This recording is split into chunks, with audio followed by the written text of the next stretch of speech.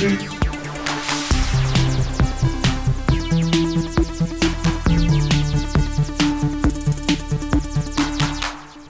everyone, welcome to GameFace, episode 270 on Sifted Games at sifted.net. I'm Shane Satterfield, your humble host for the next couple hours of intense gaming discussion with my best bro, Matt Kyle. What's going on, Matt?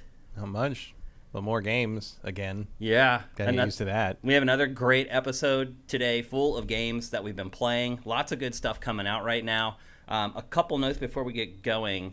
In fact, the first thing I want to mention is we realize that today there is a Twitch boycott going on to basically protest hate raids, which have been going on the platform. We would have liked to participate in that, and I'll admit I do feel a little guilty that we are not participating and we're doing a stream on Twitch today. Unfortunately, I'm leaving for vacation early in the morning on Friday. And this was the only day that we could do the show. I don't even know if actually it's working. Like there's probably still thousands of people streaming on Twitch, I'm guessing. But we would have liked to have participated in that, but it just... Normally we would have automatically. Yeah, normally it would have just worked out because the show's normally on Tuesdays. But because I had a doctor's appointment yesterday and then I'm leaving on Friday, we had to get the show in today on Wednesday. So hopefully people who are concerned about that kind of stuff will forgive us for streaming today. I do feel a little bad about it. And then, Matt, some news broke in between me preparing for the show and coming here. The Uncharted collection is coming to PC. The whole thing. All 5 games coming to PC on December 7th. A date which will live in infamy. Yeah. That's a Pearl Harbor joke. So you know, kids. For you youngins out there. I'm to the point now where pretty much any PlayStation game coming to PC really isn't a surprise or a shock. No, I mean it sounds like a lot of the back catalog is going to end up there eventually, and like all of it. It seems. Yeah, like. and meanwhile the Bloodborne fans grasp the arms of their chairs a little harder. Like it's next. You'd or think close it's got to be in there. It's coming for sure. Like if you're going to do this, it's got to be pretty close to next, unless you're doing Last of Us. Yeah. That kind of thing. It sold well, Bloodborne. It didn't sell gangbusters. No, but it did Days Gone. Right. So. Yeah. It didn't. The last Uncharted even sell like crazy numbers. I can't remember. I don't remember what Uncharted 4 did. Yeah, I don't remember it either. But certainly the sales for the first 4 Uncharted games and the big piece of DLC that came after. Yeah, and they're kind of done. Good. Yeah, and they're kind of done with it. Like the games have sold what they're going to sell on consoles. So. Yeah, it's all bonus now. Yeah. So that's a pretty big story, though. Yeah, that is definitely the most high-profile thing Sony has put on PC at this point. And all 4.5, I'll say. Yeah, Uncharted is a flagship. Maybe not anymore, but it was a flagship PlayStation franchise. It was, Nathan Drake was as close to the face of the brand as you could get, at a certain point. Yep. So that's a big deal, I would say. Yeah, I think it's a huge deal, particularly for PC gamers who never thought that they would get a chance to play these games. Can't wait to see what they replace Drake with the mods. Like, right. They're going to mess with them. You think they're going to let them do that? Well, there's not a let them. There's no stopping it, I guess. You can do whatever the hell you want in once you're modding PC games. Like, it's going to be a lot of interesting stuff. Knowing Naughty Dog, I guarantee that's driving them crazy. I'm surprised that they would allow it, but that's just kind of the way PlayStation's going right now. At a certain point, I'm sure it's not their call. They are owned by Sony. So. Yeah. I have a feeling they might have fought tooth and nail for some of that stuff, because you're right. Like, you can do whatever you want. Yeah. Although, I mean, they did Donut Drake. They did, they mess with it. It's not like they think it's a sacred cow. Yeah, for sure. But they're in control. Also, of that. like, Druckmann probably doesn't give a shit what happens to those games. Like, you don't think? I mean, I'm sure he cares, but it's like they're not his babies. They're not his games the way Last of Us are and Uncharted 4 is. Yeah. Yeah, there were other people, like Amy Hennig. Yeah. He worked on them. He's obviously involved in them, but, like, they're not his creations the way like the games he directed are. Yep. So anyway, that's the big news that broke right before we went live on Twitch. Wanted to get that, guys, out to you, and also wanted to apologize for streaming today, which is weird, but I do feel bad about it. So you gotta deliver for the patrons. We do. And so sometimes you got to sacrifice some stuff to make sure you're getting stuff out to the paying customers. And so I guess one note before we get going with the show proper, I am leaving. I am going on vacation. I leave very early Friday morning.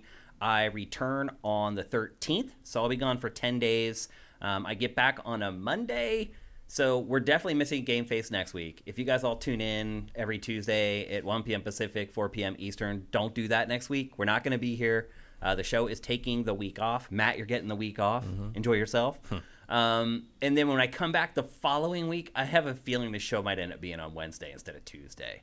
Because I get into LAX at like 7 p.m. Is that the 15th? The 13th. Okay, so but that Wednesday would be the 15th? The Wednesday would be the 15th. I cannot do the 15th. You can't do the 15th. No. Stay tuned, people. Figure it out. Yeah, we'll figure it out. But and I'll message all that stuff on Twitter. Make sure you're following Sifted there at Sifted Games. And I've said this the last couple weeks, but some people don't watch every episode of GameFace. If you've been following me personally on Twitter at Dinfire to get like updates on what's happening with Sifted or with GameFace or whatever, you need to go follow Sifted Games because I've kind of stopped retweeting all that stuff from the Sifted account.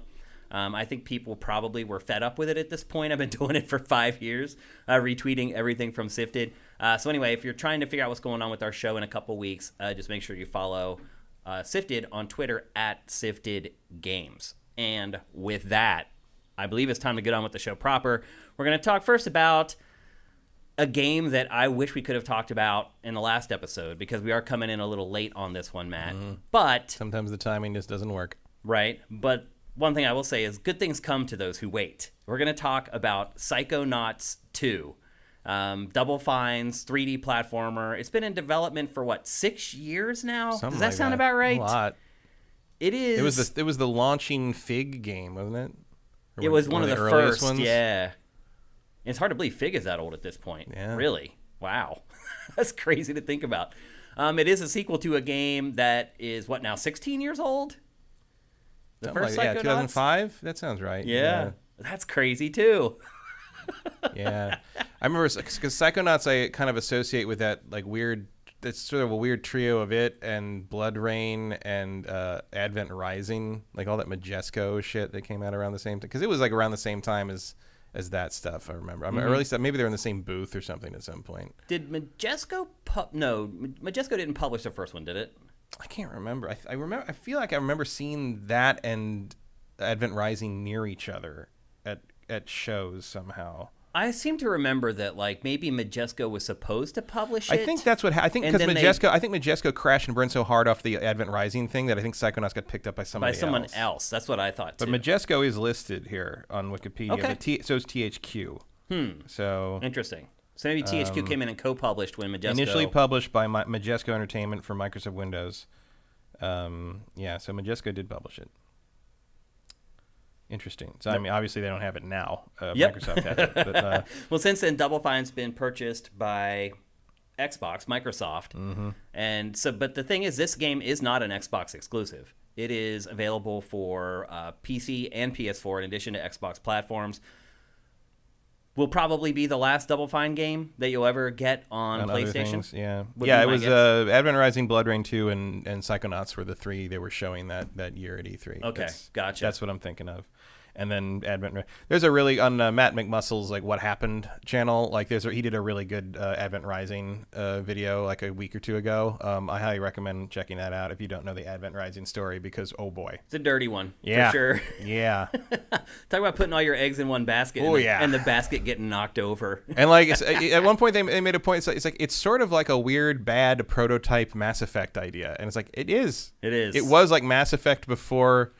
They just couldn't quite get there. You couldn't quite do it. The execution just wasn't there. I hadn't thought of that game in so many years, and I remember reading that Game Informer article and thinking it sounded like the greatest thing ever. And it was just it was a strong lesson in how even at that age I could fall for some well-written magazine hype. Well, if you haven't figured it out yet by watching the B-roll, or if you just don't know, Psychonauts 2 is a 3D platformer. The second big-time 3D platformer we've got this year. There is a bit of a revival for this genre. I would say third. With It Takes Two. Yeah, you're right.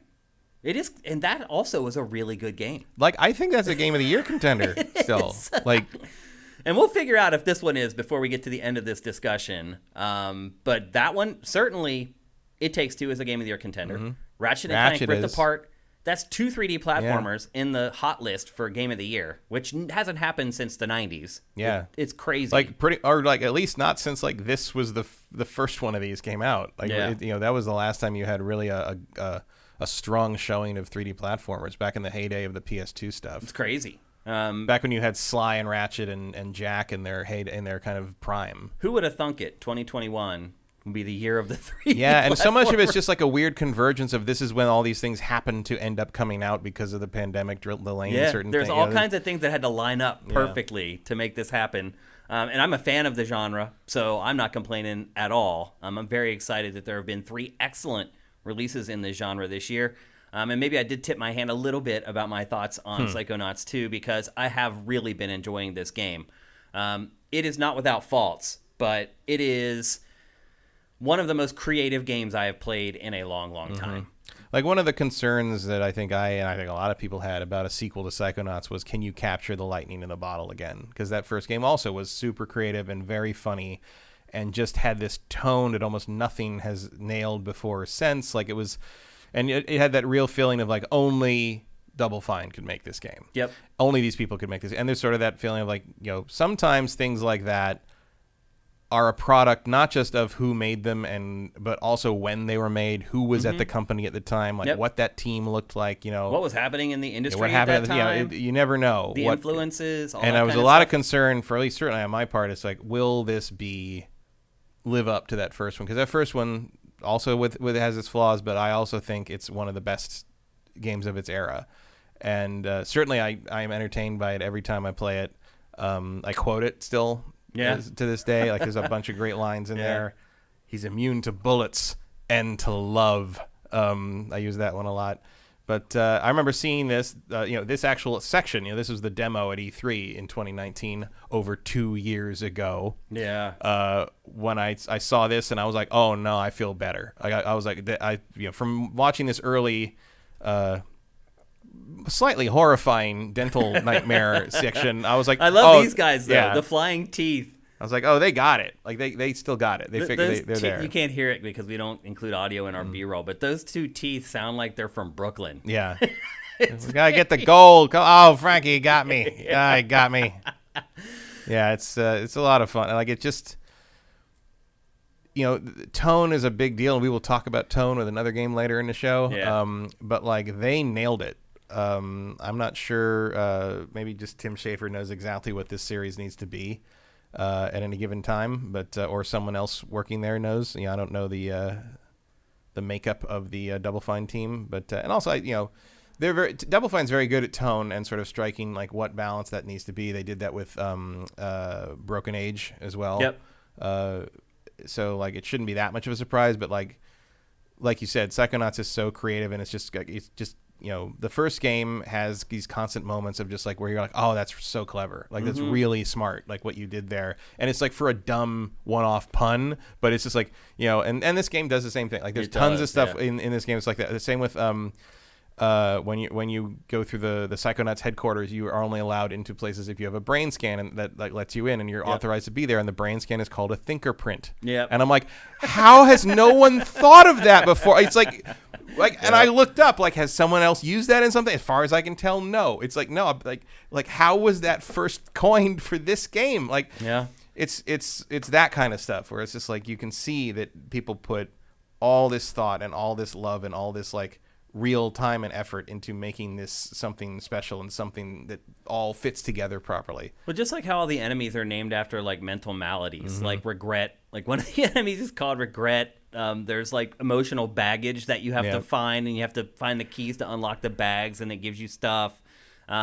I have said several times, half a brain, right? That's how you get. So you get more life as you find half a brain. You have half a mind. You find and you find the other half of the mind, and it gives you another life point. Eventually, in the game, you fight a panic attack. Yeah, a couple times you fight panic attacks. You have to fight bad ideas. It's pretty. Yeah, and that stuff was in the first. Like some of that was in the first game, but it's like it's just the fact that they found a way to expand it and still make it feel like something new in play is really great. Yeah, a lot of times I've said in the past that with some Nintendo games, there will be more creativity in one level than there will be in the entirety of other games.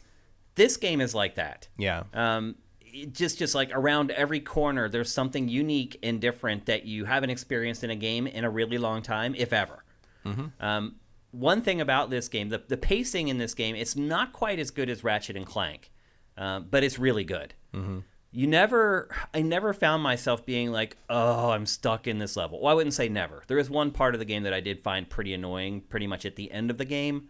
That's a tradition at this point for Psychonauts. I guess. Like, and just for the record, the meat circus is infamous in the first game for being like near the end, just like one of the most annoying sections of the game. And I haven't gotten to the part you're talking about in this yet, but I guess that continues. It does continue, but otherwise, everything, it's like you never know what's coming next. Yeah. Like this opening section is all like takes place inside someone's mouth.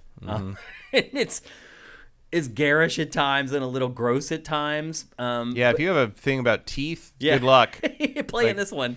To the point that, obviously you can't actually experience it yourself, but like the characters are pointing out like what it smells like at point. And you're just like, yeah, that would smell pretty bad when you think about it. But this isn't one of those games where you go to a world and you have like 20 tasks to accomplish and 20 or 10 stars to collect or whatever. This game keeps moving. It's like you generally go to an area, you have 1 or 2 tasks to accomplish, and then you go to the next area and it's something completely different. Yeah, and I found myself, I'm someone who, like, when I'm playing these games, I tend to try to do everything in an area before I move on. You can't really do that. Like, they push you through, the idea, if you want everything, you want 100% completion, you are going to have to come back. That was confusing to me at first, because I was like, what are these things here that I can't interact with? And I just kind of stood there trying everything on them.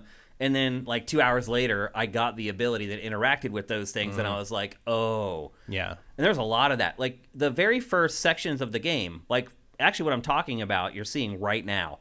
They're those little white dots. See them? That's the first time you run into that. Yeah. And so... And you don't get that ability until the next story area. Yeah. So. And there's a lot of stuff like that. So there's reason to go back and, like, backtrack, although would I ever do it? No. Someone's calling me. Oh, it's my best friend, Mr. Likely, Scam Likely. Yes. He calls me every day at least once. He doesn't call me. I get calls from my friend Spam Risk. Yeah. There's a real Mr. Risk. There's a real boom in the name Spam circa 1985, I think. A lot of babies were named that around that time. So this game is just brimming with creativity. It'll keep you on your toes. It'll catch you off guard a lot of times.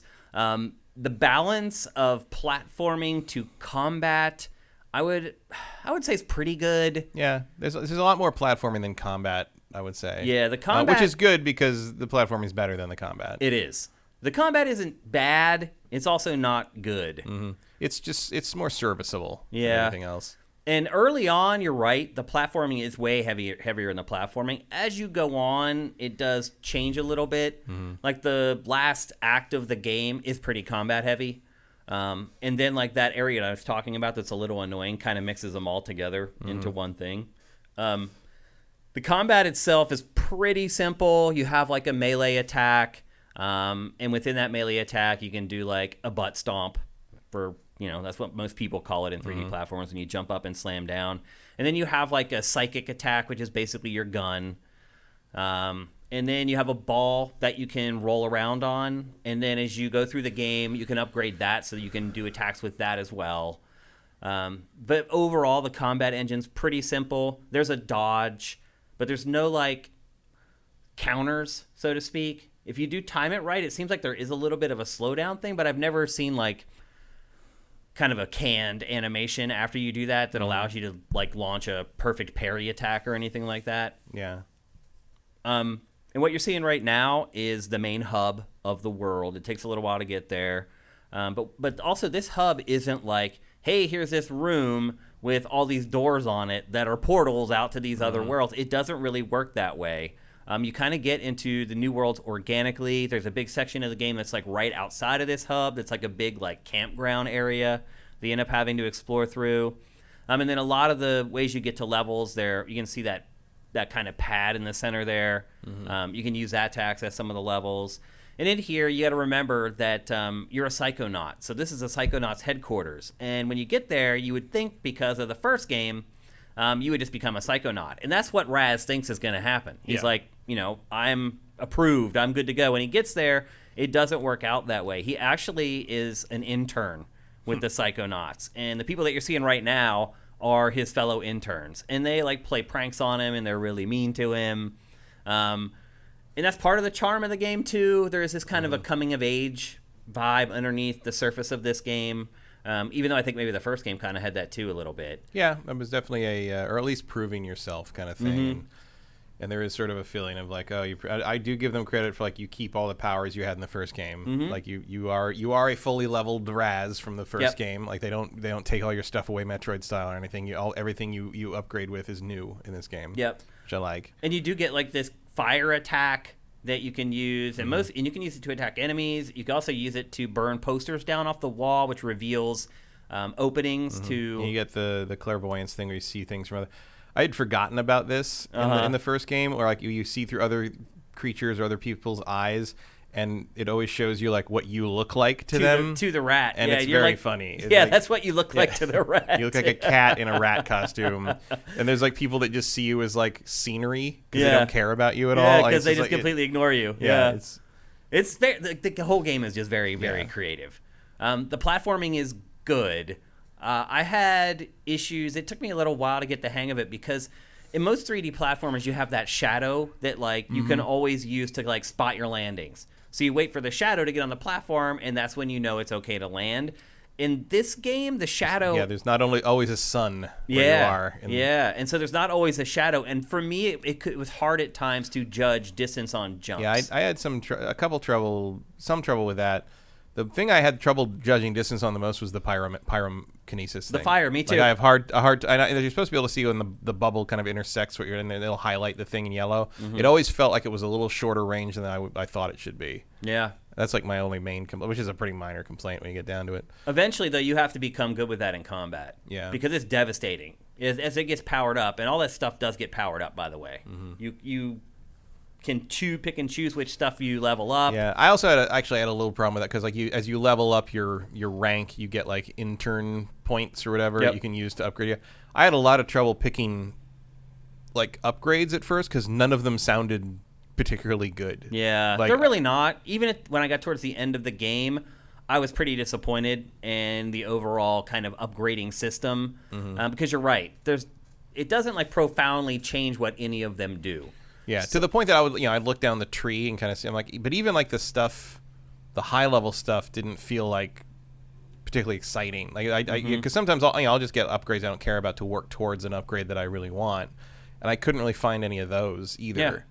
Yeah, like the stuff for the ball is pretty worthwhile because it literally changes like the functionality of it altogether and gives you like new attacks and stuff with the ball, depending on how often you use that. I use the ball constantly because it helps you traverse more quickly, and you can jump while you're on it, so it's also functional. You don't have to constantly keep getting off the ball if you want a platform, although it's more accurate if you do, and you'll do better platforming if you're on foot versus rolling around on the ball. The ball is a little haphazard. But it's fun, and it's fast, and you get really used to like going from ball to on foot, and it just becomes kind of a technique that you master, and you end up using throughout the entirety of the game, honestly. What else is there? The upgrade stuff is pretty deep, actually. Like, there's 5 levels for everything. But for, like, the fire stuff, it just makes the ball of fire bigger. It doesn't, like, actually change how the fire works. Now, the stuff for melee does.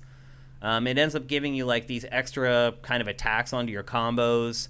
And some of those I found to become actually kind of annoying over time. Like, I would get used to the melee with what I had. I would upgrade it, and then suddenly my timing or whatever was off. But what I really like about this game is it just never really settles into a groove or a lull. It's just always something new coming at you. And there aren't enough games like that anymore. In fact, I don't think there are hardly any games like that anymore.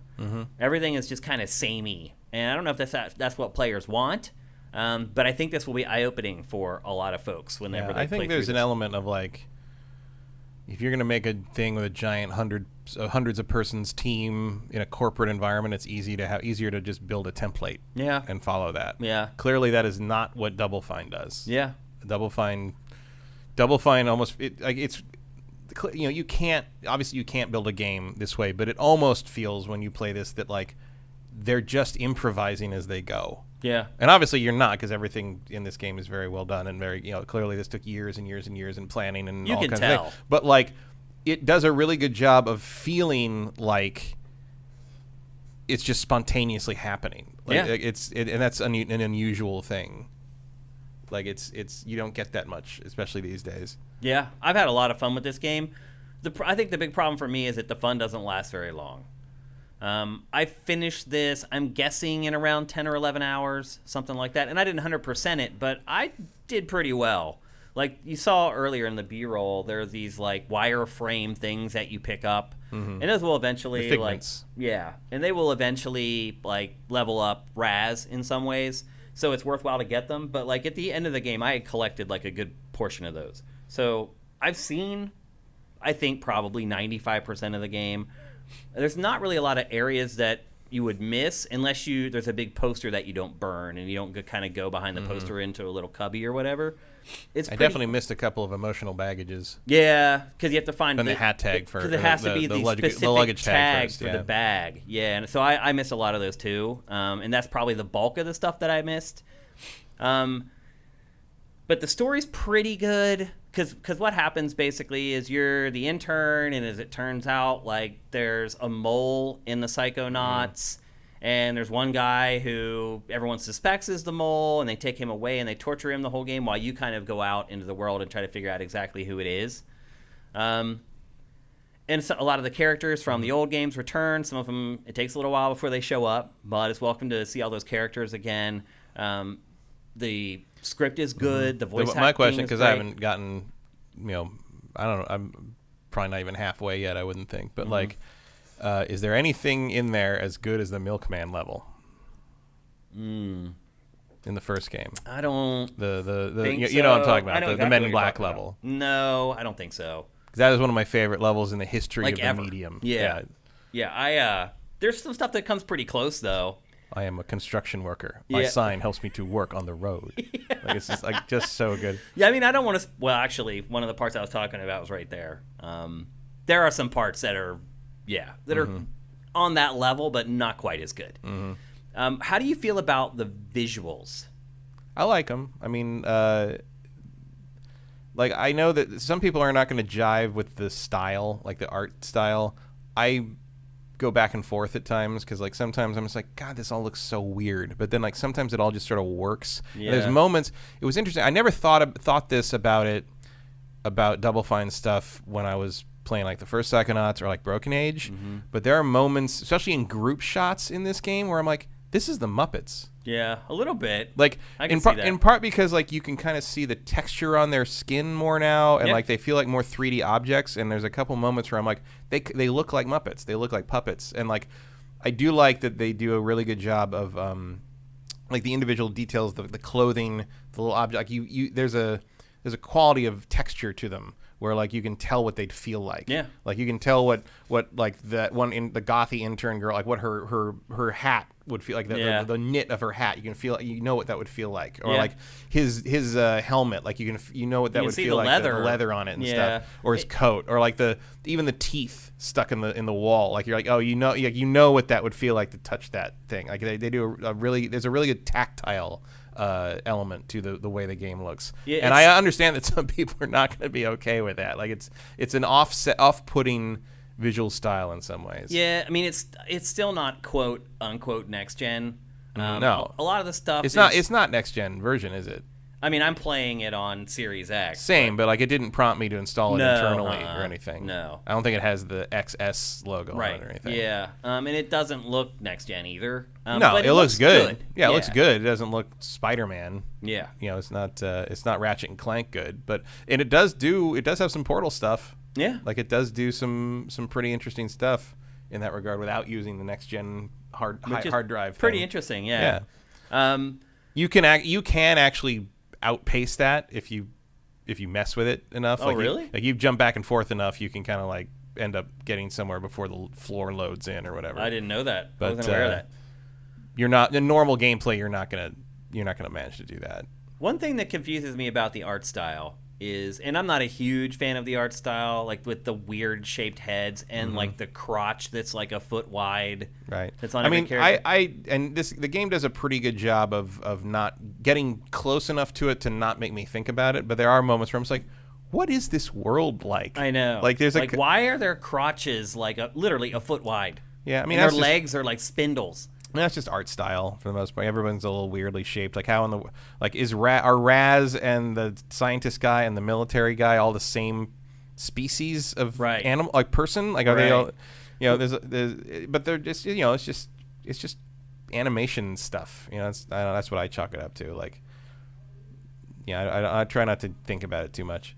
My big issue with the art style is it doesn't stay consistent. So some of the characters in the game have noses that are modeled like a normal nose, and then some other ones have these noses that look like they're like glued onto their face. Yeah. That's kind of what I mean about the Muppet thing. Those are the but why wouldn't they all be the same? Like, I don't know. The Muppets aren't.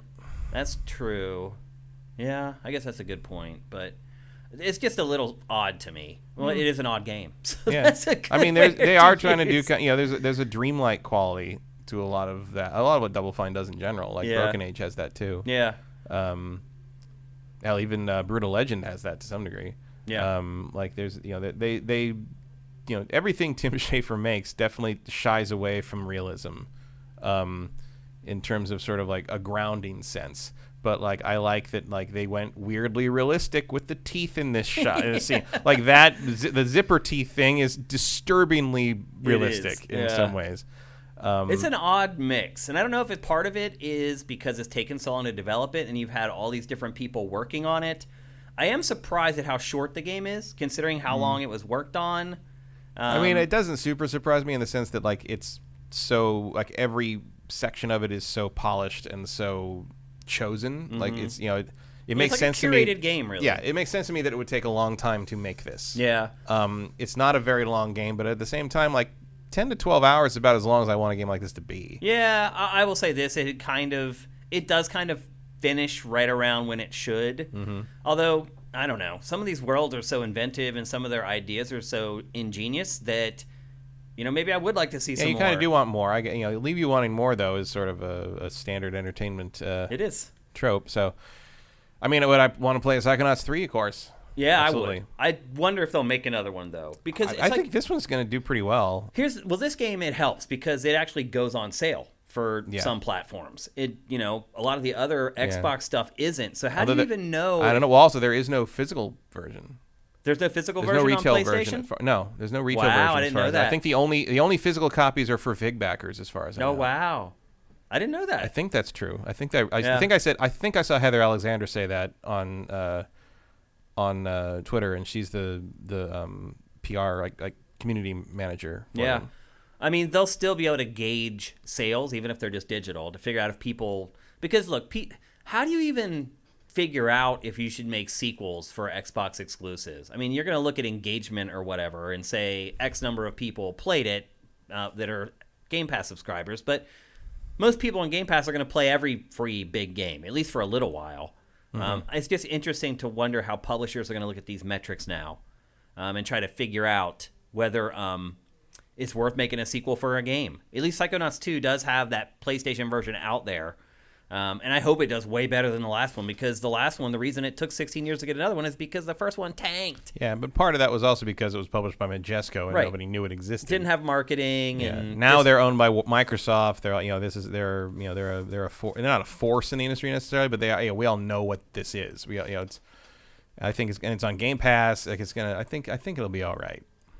I would like to see another one. Yeah. And at the same time... I just like to see more Double Fine stuff. Yeah. You know, my dream Double Fine thing was I'd like a version of like a Brutal Legend sequel that is actually what Brutal Legend should have been, which is an open world sort of action adventure game that was not a secret real time strategy thing. Like which was bizarre. Very bizarre. Like I was not ready for that. Like I don't think anybody was. No. That's one of those games where... But I would like to play a Brutal Legend that is basically God of War. Yeah. You know, the new God of War style, but as Brutal Legend. Well, Brutal Legend was one of those games that it would never happen today. No. Because like Too they weird. didn't show us what it really was until like they sent us review code. Yeah. And we're like, wait a minute, it's like an RTS? Like, Yeah, I think I remember Adam coming out of the game lab like after playing and like with this really weird look on his face, and it was like he's like, it's a strategy game. Yeah. And I'm like, what? What? Yeah. Like he's like, it's like the game you think it is for like an hour, and then it's a strategy game. Yeah. I was like, okay. It even had like kind of Pikmin elements to it. It did. Yeah. It did. Yeah. Very weird. But that's what they do. And look, it may have taken that long for them to cobble together enough ideas to make a game like this. Yeah, I mean, I wouldn't be surprised. Yeah, I'm mean, it sure is that creative. I'm sure 5 times the amount of content that's in this game was thrown out in the process of brainstorming it and pre-producing it. And I mean, it really feels like this is the product of only taking the best ideas and refining everything for as long as it needs to be refined to be of this quality level. And I would say too, like the part at the end that annoyed me, and I thought and I feel like is a ding on the game. I think there are probably other people that will say it's brilliant, and that it's their favorite part of the game. So even stuff in this that I didn't like, I can see that there will be some people who will love it. Oh yeah. I mean, and that's the sign of a great game. I mean, there's people on Twitter saying Andrew Garfield was a good Spider-Man. Anything's possible. So. You know what they say about opinions. Most of them are wrong. Yeah. And, I would be cool if we didn't get another Psychonauts for another 6-7 years or something. Yeah, I mean, I think we probably wouldn't. I think these games, by their nature, because of the creativity on display, take a long time. Yeah. And I would like to see Double Fine do something else. Like, it wouldn't surprise me if, like, after now that this is done and everything, like, maybe the Schaefer or whoever, whoever's running stuff at Double Fine's like, all right, we're all working on other things, but everybody like start thinking about it. If you come up with an idea that might be a Psychonauts thing, like write it down, put it in the database, put it in this box in the middle of the cafeteria, and like we'll just we'll go through them every few months and see what we got. Kind of thing. Like But I would like to see. It feels like these games must be a huge group effort because no one comes up with all this stuff themselves. Yeah. Like this is I feel like this is the product of very much of everyone who works there in a way that every game is that with any company, but like it just feels like so much is on display from so many different minds. I use that intentionally given the subject matter of the game, but like it's really cool. Like there's nothing else like it really. I wish Double Fine would tackle some more genres. Yeah. Like 3D platformers, adventure games, they got it. They nailed it. They're good. Let's see them tackle some other stuff that's not a weird real-time strategy game starring Jack Black. Because this studio is just so creative. Like, no one will play this and come out the other end of it and be like, well, that was dull. Like, you can tell the people who work at Double Fine, one, are encouraged to just think completely outside the box. And two, there's a leader there who's willing to invest in outside the box ideas, and that's rare anymore. It's really hard to find that. So for another thing I would say too, great get by Xbox. Yeah, this studio is going to pay dividends for a long time, even if this game doesn't sell very well ultimately. Yeah, certainly I would. I mean, I know I'm a little biased in that I've always liked Schaefer stuff and like Double Fine stuff, but if I didn't already have an Xbox, I would buy an Xbox to play their games once they become exclusive to Xbox platforms, no question. I would not say this game is worth buying an Xbox for, though. You wouldn't have to because it's on everything. Right. But yeah, I mean, it's just so funny how everything is redefined now, too, though, with like, you don't even have to even buy a console at all to play this. You can get Game Pass on PC or your phone or whatever. Bethesda did reconfirm Starfield is not going to be on PlayStation. Like, got to keep reminding people over and over again. But anyway, my favorite response to that was because they've basically said it a number, like 4 or 5 times at this point, and people are just like, what? And someone said, I mean, they've confirmed it a lot of times at this point. Maybe too many times. And then all of a sudden it wraps it back around. It's like the dog chasing its tail. Oh, so maybe you're asking, like, Shane, is this a Game of the Year contender? Yes. Like, I think it's on the hot list for Game of the Year. It's in the conversation. For sure. Is it as good as Ratchet and Clank Rift Apart?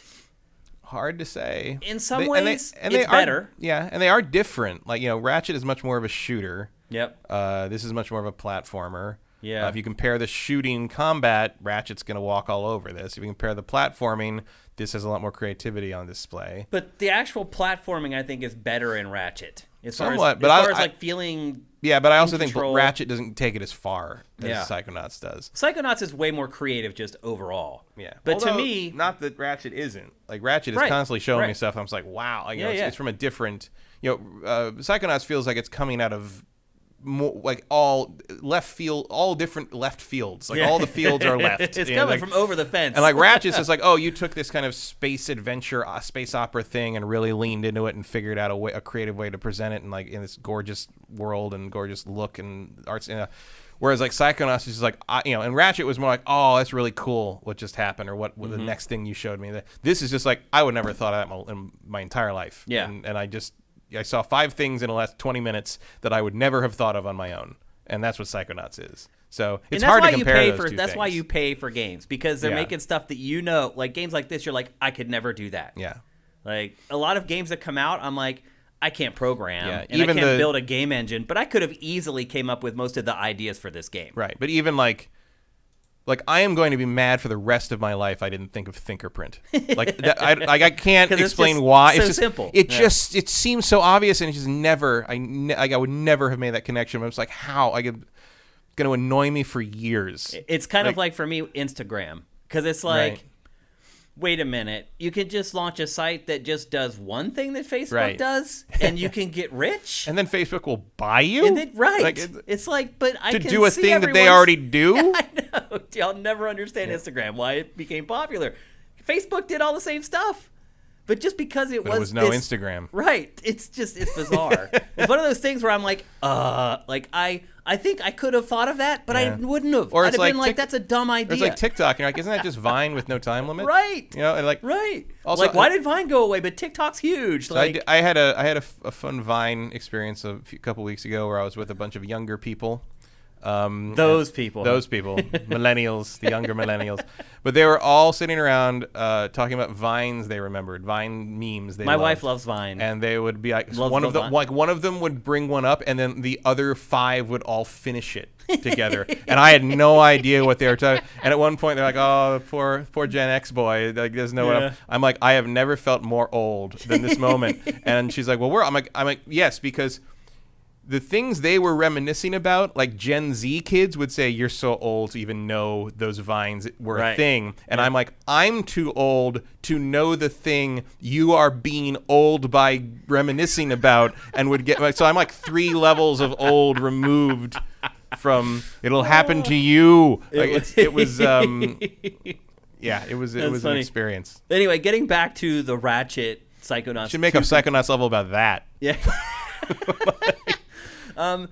Overall, like, I feel like Psychonauts 2 is more creative, but I think Ratchet and Clank technically superior, more polished. I don't think anyone would disagree with that. More polished, better paced, a little more in it, and still very creative. Because when you start talking about the weapons and gadgets that are in Rift Apart, and you start thinking about the rifting mechanic, which I would say probably wasn't used as much as I thought it was going to be.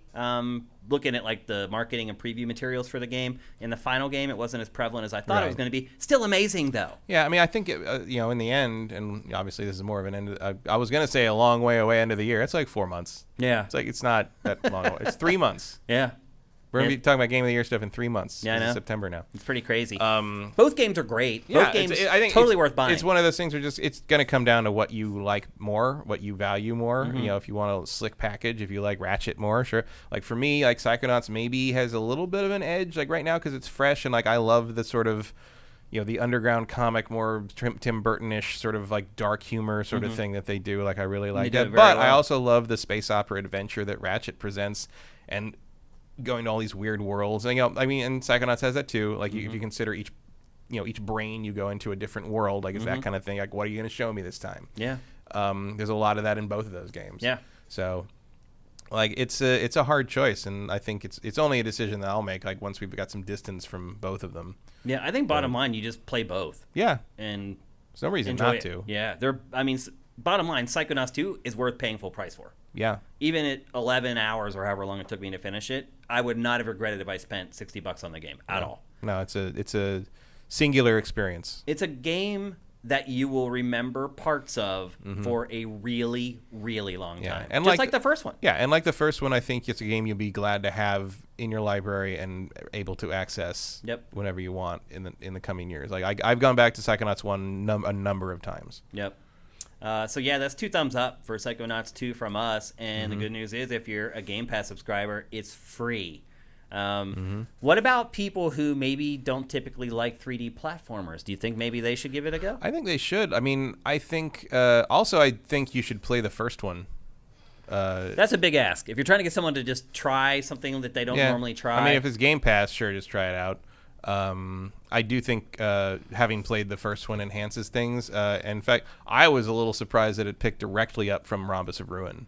So if you haven't played the VR game, you actually missed a little bit. They reference it. They reference. Yeah, they're coming off of the mission from Rhombus of Ruin, like at the beginning of this game. They're referencing constantly. Actually, they talk about it for like the first hour of the game. And we should also add too that you don't necessarily have to play the first game, because there is a huge there is a recap at the beginning. It's almost too long. But and too detailed. But I do think knowing the characters before you go into this game helps. It does a lot, enhances a lot. Yep, I'd agree. And I still think the Meat Circus is not great, but that first game is still a lot of fun and still very funny. Yep. And has a lot of stuff worth experiencing. And you can get it for like $1. You get it for like $5, or if not Game Pass at some. It was on Game Pass for a long as well. time. Yeah. So yeah, dive in, be ready, because it's crazy. There's some crazy, awesome stuff in Psychonauts 2. So we highly recommend that everyone try it out. And if you are not an Xbox owner and you're not a Game Pass subscriber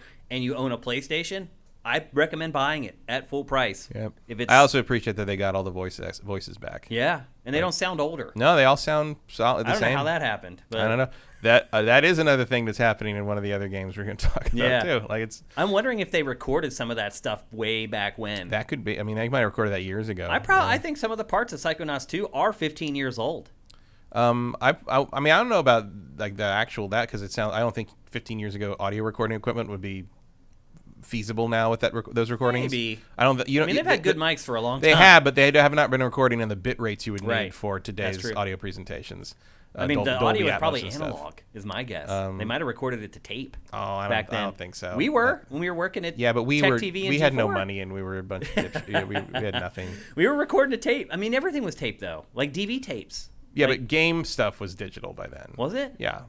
I mean, maybe Double Fine wasn't. I don't know. Yeah, I mean, they were a small. I think they had digital stuff. I mean, that was you had to do some of the mixing and stuff you were doing even at the time in 2005. But I don't know. Call Tim Schafer. Yeah, I bet he'd know. It's pretty awesome that after 16 years they stuck the landing. Yeah, like I was very worried about. It's very rare. You can't do something like when we're about to see And if you disagree, let's see what the Matrix 4 is like. That's true. Okay, we got to move on. There was a fun article about, I think it was Lily Wachowski, who talked about why she didn't come back because only Lana directed the new one. And Lily's like, I see why I go backwards. I thought it seemed like, I don't think it seemed like a good idea. I was like, I agree with her. I'm like, yeah, I feel like if I had to put money on one of the Wachowskis on this one, I'd put it on Lily. I think she's probably made the wiser choice, but we'll see. Yep. Keanu doesn't make a lot of bad decisions these days in terms of choosing roles and projects, so we'll see. Yeah, he settled into a groove. But we got to move on. We just talked way too long about Psychonauts 2. And we are going to move on. We're going to talk next about Tales of Arise. It is the next entry in the Tales of franchise from Bandai Namco. Maybe the strangest titled one they've ever done. Yeah, I mean, there's been some weird ones. Many. But Tales of Arise? Yeah. Like that doesn't roll off the tongue, does it? It really doesn't. They just released a brand new demo at Gamescom for this game, and then there was a demo a while ago, and you played the old demo. Yeah. I've played the new demo. The B-roll is from the new demo as well. And if you're a PlayStation or Xbox owner, you can go and download the demo and play it for yourselves. I did that, and I played the demo all the way to the end. Matt, Bandai Namco has said that they are hoping that this game will revitalize the franchise. Mm-hmm. Whatever that means. Right. Well, this franchise reminds me a little bit of like Need for Speed, because back in like the PS2, GameCube, Xbox era, it was huge. Tales of Symphonia, gigantic, huge, one of the best sellers for GameCube, period. Not even just like third party, like one of the best sellers, period. And since then, it feels like it's just slowly kind of, I don't even know how to explain it. It's just lost its spark a little bit, I feel like. Well, that's not true. Vesperia is the best game in the series. And the vast majority of the fandom would agree with that. Which one? Vesperia. Oh, really? I haven't even played Vesperia. The 360 one. I would agree with that. The Vesperia, the Director's Complete Edition or whatever that, whatever they're selling right now, Vesperia, that is the best game in the series. Okay. It has been somewhat downhill since then, but it's only been like 2 games. The Zillia games were not amazing. I didn't play the one on Vita, which was Tales of Heart or something like that. Berseria and Zestiria were, I can't remember. The last one was Berseria or whatever that was, with a girl who barely had any clothes on. Every game has like IA at the end of it. Yeah, there's a lot of that. Symphonia, Vesperia. Vesperia, Berseria, Zestria. It's always Ia at the end. Yeah, I mean, you got a groove. I mean, it's been half a decade since the last one. Has it been that long? Yeah, Berseria was 5 years ago. So that launched right when we launched Sifted. Yeah, that seems crazy. I remember seeing that at like E3, like 2015, 2014, something like that. That seems to make sense. Well, their goal is to revitalize interest in the franchise. Yeah, I mean, I feel like you've already got the. I mean, there's definitely a baseline fandom that's gonna play this thing no matter what. I am one of them. Like I've been playing Tales of Destiny's the Tales of games since the first Tales of Destiny on PS1. I did not play the first one, which was on Super Famicom, which never came here until later, I think. And I like, I've liked all the, back in the day they were more 2D traditional JRPGs, but the battles were more like 2D fighting games. Yeah. Which I really liked. And was Symphonia the first one with action-based combat? No, they have always been action-based. Okay, so they've never been turn-based. They've never been That's it's always been the point of the Tales of games is they are not turn-based, they are action-oriented. Okay. Tales, Symphonia, as I recall, was the first 3D one, like fully 3D one. Okay. And then at some point, I think it was Vesperia made it because the combat in Symphonia is still side-scrolling 2D. You basically just can kind of go up and down like a beat 'em up sort of thing. But I think Vesperia was the first one that had more like this, like an open 3D movement thing where you're like in an arena sort of thing rather than a 2D setting. Unless there's something before that I'm forgetting, which is possible. This one is... so what's the new demo, actually? What do you do in it? So you start out, you're supposed to find a city. You get to the city. They're like, you can't come into the city until you go over here. Oh, that's the old demo. That's the same one. It's just the same one then. Yeah, it's the same thing I played. And you have to fight like 2 bosses. You have to find the boss. You have to go find the ultra monster in the other section. Yeah. And kill it before they'll let you in. Yeah. Yeah. So it's the same thing. Okay. Little weird because you are like level 25 or something, and they sort of throw you in to the deep end. Yeah, there's a bunch of elements of the battle system I did not fully understand at first, and I was getting it's killed. Insane. Yeah, because a lot of stuff going on. I have notes for the battle system that literally are like 200, like 200 or 300 words. That's how crazy it is. The one thing that probably people want to know is, are there random encounters? No. You initiate all combat, which I love. You see everything on the map. Every RPG should be that way. Like, and you can even if they see you, you can get away from them a lot. Yeah. Like you have a lot of control over whether you get in a fight or not. I feel like every RPG should be that way. Yes. I hate games where they just run at you and like sometimes you have no health or whatever and they just kill you right away. I mean, the Tales of games have always been very good about showing the enemies on the field. So that's another thing I like about that series. The combat, there are 4 attack buttons basically. There's R1, triangle, and I'm playing on PlayStation. Triangle, square, and X. Then the circle is jump, and then R2 is roll or evade. And that's important because there are counters in this game. Yeah, there's like full counter stuff. Like countering is a big deal, especially depending on which character you are. Like their characters are entirely counter based. Yeah. The one girl with the giant shield is like... See, I didn't even have her in my party. She was like... So we shouldn't dive into that first. We should talk about how you call in your party members. So you have party members assigned to every direction on the D-pad. And they have a cooldown. But whenever the cooldown's up, you can just tap their direction on the D-pad and they'll come flying in. And then also, if you hold the L2, it modifies that, and you can actually call in people who aren't even in your party to attack. Like they're assist attacks, like Marvel vs. Capcom. So you can choose your party, but just because you left somebody out of your active party doesn't mean that they can't help you in combat. And that is new to this game. And the main reason that is in there, I think, is that each character in the team, there's a 6-person, you have a team of 6. Then you have 4 out on the field at one time. But each character has a specialty. Like one of the the Shaolin monk guy breaks armor. Yep. And the sniper girl is anti-air. And like, so everyone has a specialty. So like, the reason they have the assist thing is because if you run into an enemy that like the shield girl can stop charges. And so like, if you run into an enemy who's charging, you don't have the shield girl. I can't remember their names. Yeah. If you don't have the shield girl in your party, in your active 4-person party, you can still call her in and block that charge and gain and take advantage of her special features. Here's one thing that I think that's a really cool strategic thing they kept in there. There's lots of cool stuff in this game. Yeah. Like, for instance, like I was fighting one of the bosses and I died. I could still instruct my party when I was dead. So the fight doesn't end. Like, your party still, if your other party members are still alive, you can instruct them on what to do and fire off their specials and call in the 2 that aren't even in the party. And then hopefully, someone comes over and revives you or heals you or whatever. This demo, they give you plenty of revive and heal items in the first place, which I didn't discover at first. I didn't realize that they gave them all that stuff to me until I had died like once or twice. And I was like, wait a minute, I'm going to check on this stuff. And sure enough, like, they had given me all kinds of revive items and health items, and I was able to basically just walk through the rest of the demo at that point.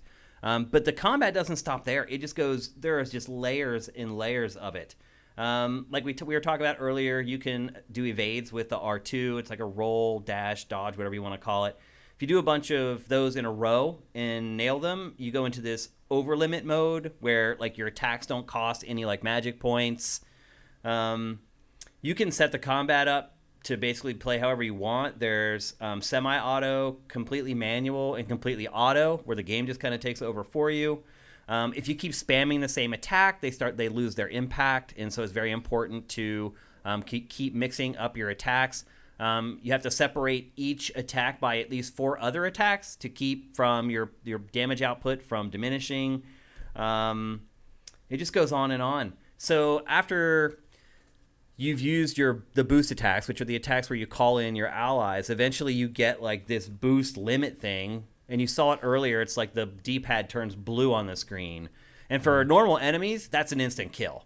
On bosses, it'll just take probably, 15% off their health.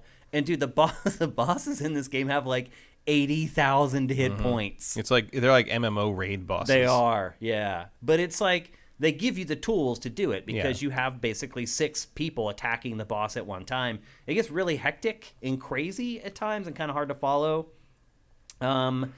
I find, much like the other games in the series, like I find that if you get a little confused at one point, it's best to just start to focus on the UI. Yep. Like focus on the health bars, focus on what you're doing, focus on the numbers. Like figure out what you need to do without being distracted by all the flashy stuff on the screen. One thing I found too is that you can give your party members like loose instructions. You can be like moderately attack or heal. And a lot of times in games like this, it doesn't do much. In this one, once I flipped heal up to the top option, it changed the whole game. Yeah. Everyone in my party was healing each other. And I don't think we ever lost another battle after that. Yeah, and then the healing is weird because there's a separate heal thing. Like there's a separate counter for like heal points or something. And if everyone can heal stuff and use their healing abilities as long as you've got that in the tank. But if you run out, and you got to work pretty hard to run out. Like it's like a big boss battle might drain it. Yeah. But like you got to refill it, and you refill it with items and consumables, and that's part of that is why the cooking is so useful. And then the cooking is go look around, it's just system on system on system. And the demo's a little overwhelming because like you haven't been eased into all this. It's just sort of all thrown at you with a bunch of tutorial screens popping up. It's like do this, then you do this, then you can do that. If you want to do that, you can do that. You can also do that. You can do this, and it's like okay, like I just want to swing a sword at somebody for a second, please. Speaking of which, I'm sure they will onboard you better and more gradually in the actual in the real game, the full game. I think they're just trying to show you as many of the features of the game as possible, and there are a lot. And you're right, it is a little overwhelming when you just jump into this demo. Yeah, there's a lot of they have a lot of faith in me in this demo, Yeah. and it may be misplaced in some aspects. Yep. One thing I do like about the game, it keeps like all the gear very simple. Mm-hmm. You have a weapon, one armor suit, not just you don't get like a helmet and greaves and pant and all that. It's just one armor suit. Looking at you, Final Fantasy Origins. And a single accessory. So there's 3 things. That's it. That's all you need. I don't need this micromanaging like, well, I need my chainmail socks underneath my boots. Like, I feel like a lot of RPGs... It's gonna chafe. Yeah. I feel like a lot of RPGs just overcomplicate that stuff. And this game does not. How did you feel about... I mean, the in-game visuals look fine. They're not... I wouldn't say they're really next-gen. There's a lot of loading in the game as well. It's like it loads like a little small area, and then every time you move... I mean, like, I'm not quite ready to judge it on the loading until I see the final game. You know, That's like a the good demo point. may not be optimized for That's that true. kind of thing. but But it is noticeable. Yeah, and there's no like voice acting. The voice acting is weirdly intermittent. Yeah. It's just like they'll go and, but then the text will have like 80 words or whatever. Yeah. It's that And sometimes type they of do voice the whole scene, depending on whether the scene How is important is it is. important. There's also the skits, which is a stuff. Like almost like manga style. yeah, that's a Tales staple. Like they've always had those, and those have been the source of some heartache for Western fans because sometimes they try to cut them out of the localization, or like I think one time they were voiced. A lot of times they've been voiced in the Japanese version and they were not voiced in the English version to save money on dub time and stuff. This one is a reinvention because in the past they've all been basically talking heads. It's just been you see portraits basically of the characters. In this one, they're not generally voiced fully, but they are done like motion comics.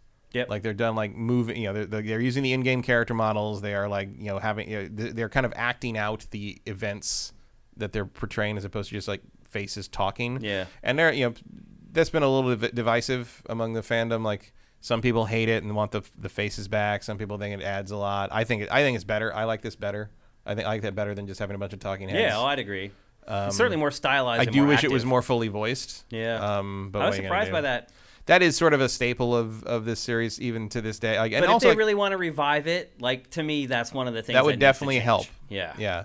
I think as much as I dislike Final Fantasy 15 and Final Fantasy 7 Remake, like those are pretty much. I don't think you can get away from the idea that is pretty much the presentation level that people are going to expect from a AAA JRPG at this point, and you are going to either have to match that or suffer the consequences. Yeah, and I feel like this franchise has been suffering the consequences for a while so. now. And if they truly are serious about reviving, they keep saying that this game is darker and grittier. I haven't really picked up on that. I mean, there's not a lot of story in this, so it's kind of hard to tell. Like, but some of the skit stuff gets into it. The premise gets into it. Like, it is about like subjugation and slavery. Yeah. Like they don't really get into it in the demo, but the premise is that there's 2 planets, and the one planet is sort of a medieval fantasy tech level, which is the one you're on, and there's the other planet is like a sci-fi tech, like super sci-fi, future tech place. And when the future tech planet came in contact with the medieval planet, the future tech planet basically subjugated the whole planet and enslaved everyone who lived on it, and that has been going on for like 200 or 300 years. And in this, the main guy you're playing here with the flaming sword was a slave.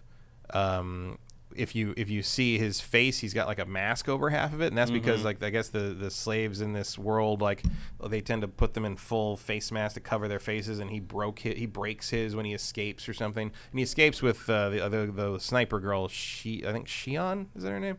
I don't remember any of them because they're so forgettable. So she is from there she is. She is from the sci-fi planet.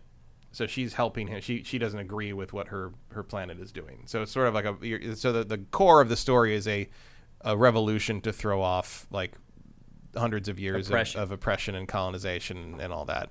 So like it is dealing with some, and they kind of talk about that. They get into it like and the main guy's kind of a goofball. Like he's oddly good-natured for the situation they're in.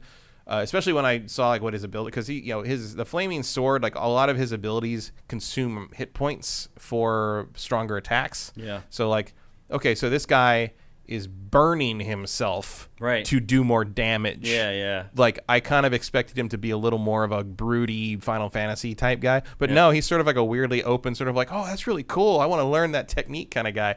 More of a standard afternoon shonen anime guy. And at one point, there's a skit where he asks him where her gun goes.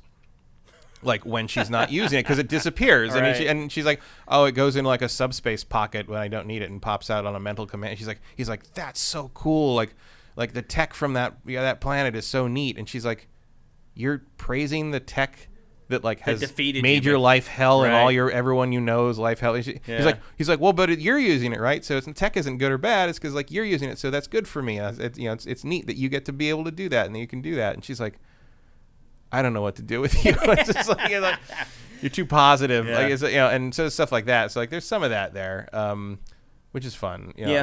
So I guess the dark and gritty thing, I guess the subject matters there. I guess we'll have to see again. I don't feel like this thing gives you it gives you a good vertical slice of the gameplay. I don't feel it gives you a very good vertical slice of the tone or the story. I mean, what I've played though, the tone doesn't seem that much different from other Tales. No, it games. seems pretty lighthearted. It's still sort of bantery and like. They argue a bit, but there's still sort of like there's a lot of like kind of slapstick style anime comedy thing stuff going on, which is fun. I mean, at least it's well voiced. The motion comic stuff makes it sort of the motion comic stuff is a nice balance between staring at just like unmoving faces with lip flap and like I do find like when they try to like when JRPGs try to act out sort of anime comedy, physical comedy stuff in 3D models, it just always is sort of embarrassing and doesn't really work. And the motion comic thing here lets them sort of abstract it enough to show me what's going on, but let enough of it happen in my own head that I can make it not cringy in a way, It's an interesting balance. So like I'm more positive than not on this demo. I was pleasantly surprised by it. Yeah. The combat's insane. Yeah, it's a lot. And I still don't feel like I've wrapped my head completely definitely around, not. which is good. Like, Yeah. I shouldn't be able to wrap my head around Like, I'm looking forward to playing the full hour. game and sort of onboarding the combats more slowly. Yeah.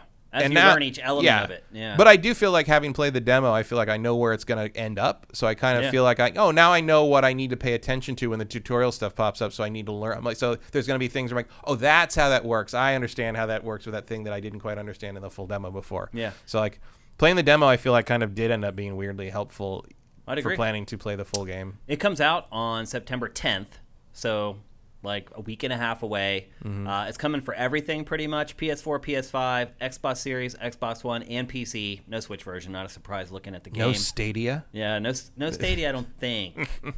I don't think so. Nobody cares. Don't quote me on that, though. These All games you Stadia fans, just settle down. Yeah, these games are also gigantic. Yeah. Like, they take, like, 60, 70 hours to complete, typically. And that's even if... That's that's just going straight through. Yeah. That's not, like, collecting everything or whatever. Tales of Symphonia was no joke. It took me 64 hours to finish that game. Yep.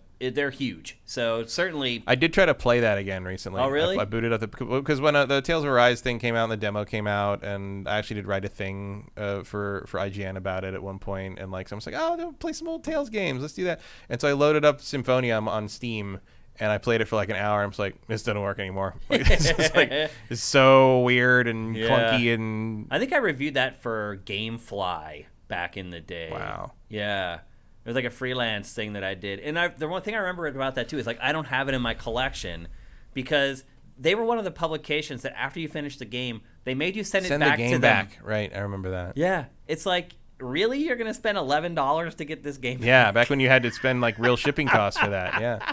Anyway, I am a Tales fan from way back, and I was pleasantly surprised by this game. So if you're like me and you've kind of fallen off, play the demo. There's a demo on both PlayStation and Xbox right now. It's not huge. It won't take a ton of space. It won't take forever to download it. Give it a go and see if it's for you. But again, coming out in like 9 days, and it's coming out for everything. And I think both of us were pretty positive on it. Yeah. All right, time to move on. Going to talk next about Gamescom, which just wrapped up. Man, as the lower third says, slim pickings. Yeah. It's like, it's weird. So Keeley's thing was better than I thought it was going to be. It had more stuff than I thought it was going to have. It still wasn't great, but more than I thought. I really thought it was just going to be like all indie games and like 2 big games, one to start it and one to end it. Right. But ended up being more than that. Keighley's event was actually pretty good. Everything else, though, oh my god, it almost wasn't worth doing it. Man, the money that some of these publications spent to do like their live... Like everyone should have just gone all in on Keighley's thing and saved the money from doing their own stuff. And Keighley was somehow in alliance with IGN because yeah, I wasn't clear. He'd on be that. like, okay, you're seeing this now, and then if you watch the after show on IGN, there'll be something extra or longer in some cases. Yeah. The IGN, all the other stuff outside of Keighley's, and honestly, 80% of Keighley's event were just indie games, and not even like, for the most part, like really interesting, great indie games. Some of the stuff just felt like, I don't know. Like, I know one thing. Vincent and I had to create a lot of games in the span of 2 days. There was lots of indie debuts, but there wasn't like. Is there anything that really stood out to you? That was like a smaller like indie thing? No. No. Like I didn't see any indie games that I was like, oh, okay, that's a really cool idea, or that's a really interesting art style, or they're mashing together. I guess it was Vincent saying it was Gamescom that had the deal with IGN. No. So Keighley was also teamed up with Gamescom, so that was. So then he had to. He had to route it through their other partner, basically. I felt bad for IGN because I mean they had that huge show and it was just loaded with nothing. No, but I mean they got it done. Yeah, I mean I think that was Corrado. Yeah, one of our friends I guess ran it. Yeah, but, I mean he does the live event stuff. He's been doing that for a long time. Yeah, I just mean like the decision to do it. Yeah, I mean I feel like that was a risk that they probably knew they were taking, but yeah. It was you know they can only work with what they're given in terms of what people have to show. When you start putting this stuff together, we both done it. Yeah. When you start putting this stuff together in the first like week, you have a pretty good idea of where it's headed. If you reach out to some publishers and they're like, "This is what we can offer you," and you look at what they're offering you, you pretty much know right then, okay, this is headed for a bad place. They did look. IGN's production was great and it was fine. It's just the content wasn't there for it. It's the worst Gamescom that there ever has been. Sure. Like I don't really have a ranking of Gamescoms. But as the show, and I'm not talking about IGN or anyone else, but their production was great. Like it looked great, professional, smooth, all that. It's just there was no content to fill it. There was some stuff though, and most of it did appear in Keighley's event, as I said before. The biggest of which is the reboot of Saints Row. Matt, you were really looking forward to this. What do you think now that we've seen it? I mean, I still like it. I have a lot of questions. They did show some gameplay later, but like I understand the people that are like, "Oh my god, this isn't Saints Row. It doesn't look like Saints Row." It does feel like Saints. Like the tone is there. Oh, absolutely. I am definitely interested to see what they're doing with it. I'm sure there's more to this than just this. Like Volition doesn't. Like we have no idea where this is going to go. You know, once we start playing it, like I mean, look, they're definitely rebooting it and kind of like there's. I would say it doesn't feel like a reboot, though. Well, I don't think it is. I think, as I understand it, it is sort of a reboot because it would have to be a new reality after the events. Meaning that type of reboot. Yeah, after the events of Saints Row 4 and Gat Out of Hell and Agents of Mayhem, because Gat Out of Hell ends with the Agents of Mayhem universe being created, and Johnny Gat was like, "Oh, that's not right," but I'm going to go undercover as like a FBI person or something to try to figure out how I can fix this or whatever, and then he shows up in Agents of Mayhem as a result of that. I never finished Agents of Mayhem. I don't know if Agents of Mayhem ends with like rebooting the timeline again or whatever, or if this is in the same universe as Agents of Mayhem. But as I understand it, like the Saints were a thing in this world somehow, and these kids are basically like trying to reboot the Saints in the sense of like taking the mentality that the Saints represented and sort of doing it themselves, down to using purple a lot in the fleur-de-lis. And sort of that's what's happening here. But we know Volition, and we know that they've done things that are not necessarily what they seem.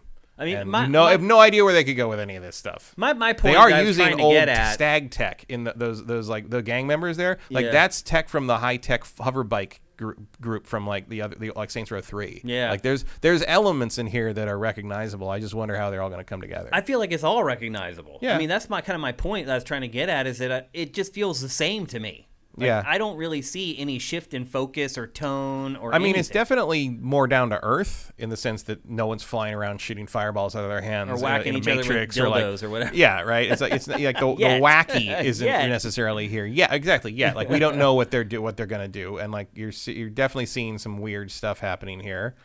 Like I have faith in these guys in these Even people. after Agents of Mayhem. I don't hate Agents of Mayhem. I just think it was a misfire. Yeah.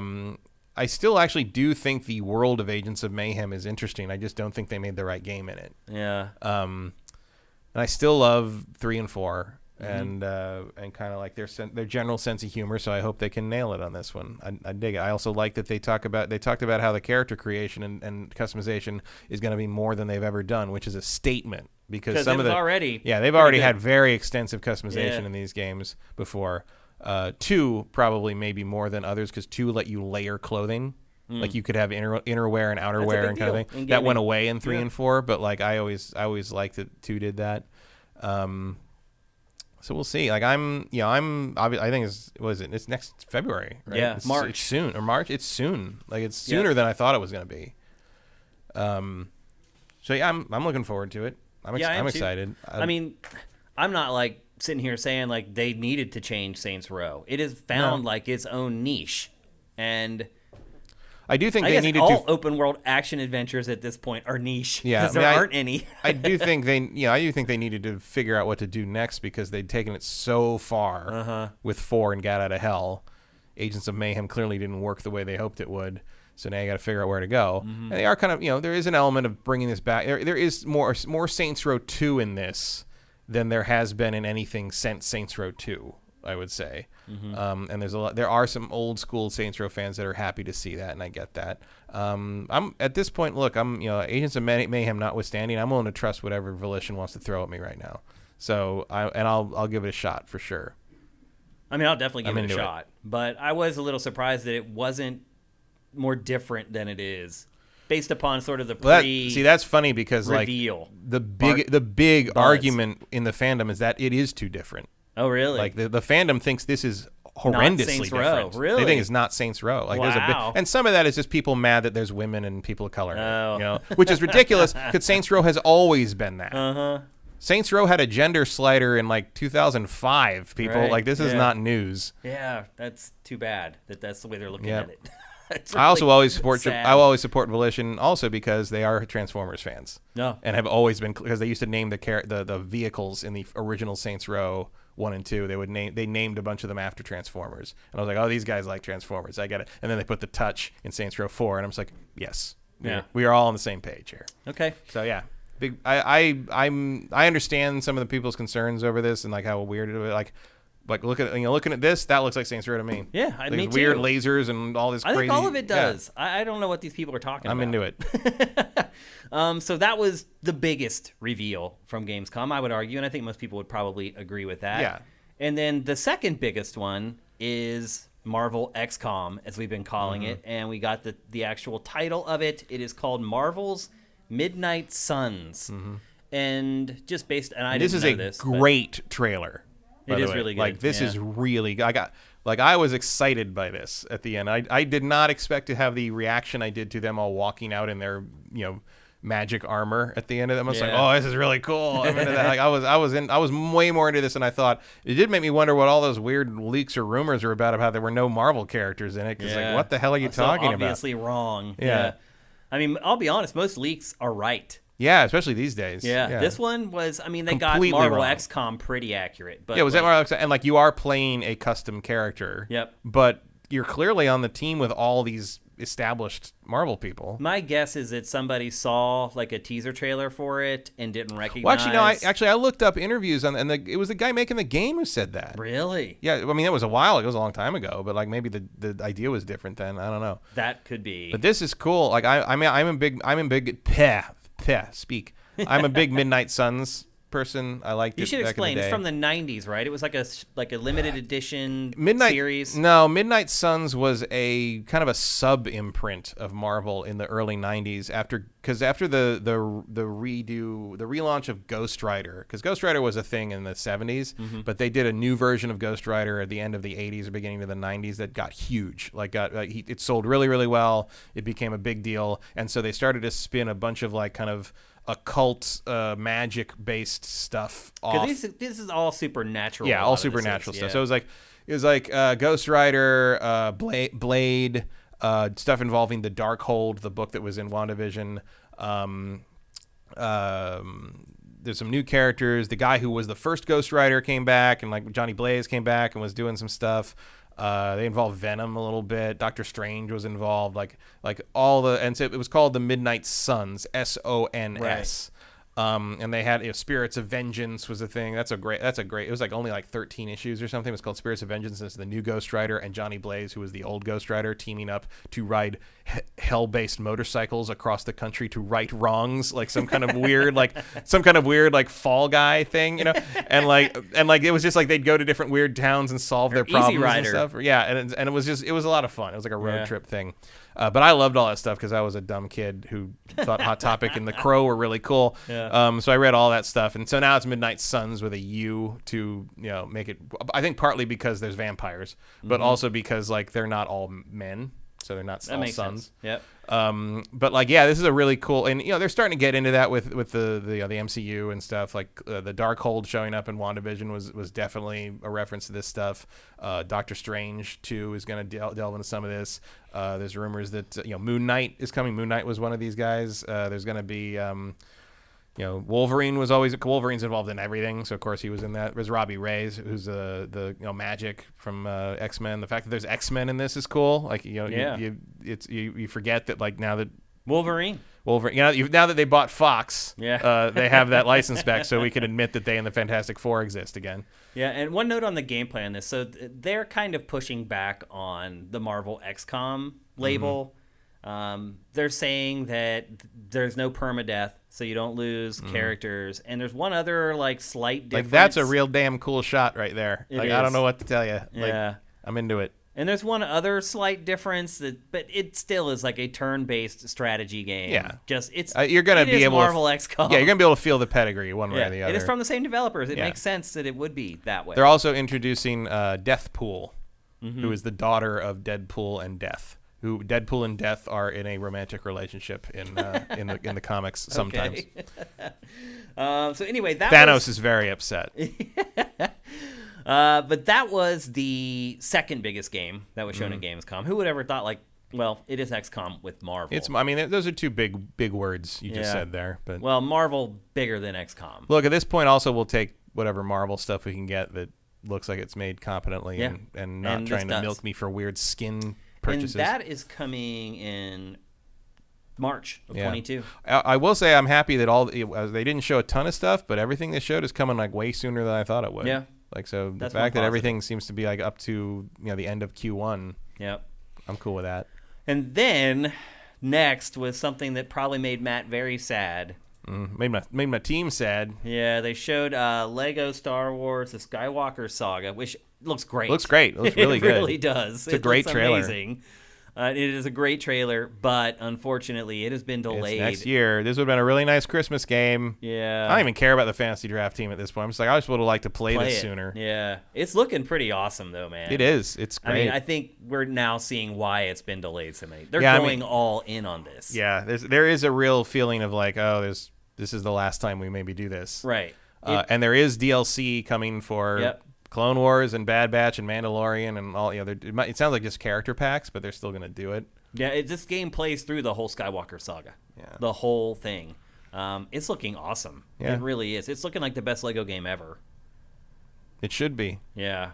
And it's also taken longer than the other Lego games. Yeah. But it is coming next I love that. year. Look at the galaxy there. I love that. Look at all the places to go. Like I love what they're showing me here. Did they even announce like the month for next year, or is it just 2022? I think they just said 2022. Yeah. So it's not gonna make it in time to say. I mean, we'll see at the end of the trailer, I guess. But like, there was no specific date that I've seen. Not even like quarter. Like, there's no. there's no commitment at all here. Maybe they're just sick of delaying it, and they're like, it'll That could just be. come out when it's done. And truth be told, that's fine. It's like as soon as it's done and you put out commercials for this, it's gonna sell. Yeah, it's just been so long. long. It has been a really, really long time, particularly for these games. I mean, that's the crazy part. Is like they used to churn out like 2 a year. Yeah, I mean, now all of a sudden it takes 4 years to make. I mean, at the same time, it's like, okay, well, if we're all sitting around tired. Oh, they're just doing the same thing over and over again. Okay, well, it takes time to do something new. Yeah. So. Yep. Especially if something you've already done twice. Yeah. It looks great. I'm really excited for it. Just a bummer that it was delayed for. Like that's very because we want to play it. And how did my father die? You really got shafted on your fantasy team this year. Yeah. It's uncanny. I'm usually very good at predicting things, but I feel like all the good luck you had before has just all flipped back around in this 1 year. Well, maybe, but part of it is just like, the pandemic throws a monkey wrench into the usual prediction cycle, and I didn't adjust to it very well. Yep. Crap happens. I really thought this was going to make it this year. I really did. It was a no-brainer. That was the last game I thought might be delayed on your team, but that's the way it went. Well, maybe not Hitman 3, which was out 3 days later. Yeah, but. That's true. Next up, they also showed a bunch of stuff for Halo Infinite. Well, not really. Yeah, define a bunch. I guess. 2 things. Yeah. I mean, that is a bunch. Actually, there's at this 3 point. bits of news. Yeah. There's the Xbox Series X limited edition console, which is gorgeous. It is. Like Thank God. I don't like limited edition consoles. I haven't bought one of those, but I love that thing. Yeah, like looks good. and of course it vanished immediately. I saw someone in chat as soon as we started said that they had scored one. That's great. I mean, I would literally buy one of those to replace my normal one. Like the stars on top of it, love it. Like that is my favorite new special edition console design maybe ever. Like I feel like Xbox. I'm not even a huge Halo fan. I just think that's a gorgeous looking console. I feel like Xbox Series X is the easiest console to wrap. Probably, yeah. Ever. It's just skins. Rectangular like you don't cube, really need. It doesn't feel like you need to buy limited edition versions of that because you can make skins for it so easily of anything you want. Even if you just want to change the color of it, it's just a cube, and there's not even a lot of like the GameCube. It had like the disc tray, and so if you got like skins, there's for not a lot of moving parts. It had to be die cut. It's literally just a cube and mine is a disc slot. So. It seems like limited edition Xbox Series X seems a little ridiculous, but you're right. This one looks really good. They also announced a controller similarly themed. I thought it also looked good. And then they announced a December 8th release date for Halo Infinite for both the campaign and the multiplayer. Cooperative campaign not making it this year, but who cares? And I did notice a couple of the tie-in stuff is coming out like a month earlier. The tie-in stuff? Like some of the merch stuff is coming so the like console November. launches like November 5th or something? Yeah, well, I think it's November 19th or November. It? It's in there. So, but it was the original release date. Right. Is what I'm thinking. And why did they move it the month? I mean, a month can matter. It does matter, but you're 3 months away from... Usually when that happens, it's like you would hear about that like a month before it's supposed to come out. Well, they didn't move it. They just finally announced a date. But I'm saying if you're assuming, though, that if... They might have known that a long time ago. You can't change the timing of the pipeline for material goods like that. Like you can't, because the other option is to keep all those consoles and all that merch sitting in a distribution warehouse for a month, which costs money. Yeah. So it's better to just put it out in the pipeline and get it out. But if you got to delay the game, you got to delay the game. So that's just how it goes. Looks like it's coming though. I mean, if they let people pre-order those consoles, it's coming. Yeah. Which is good. Big thing to play in Q4. Hopefully, it is good.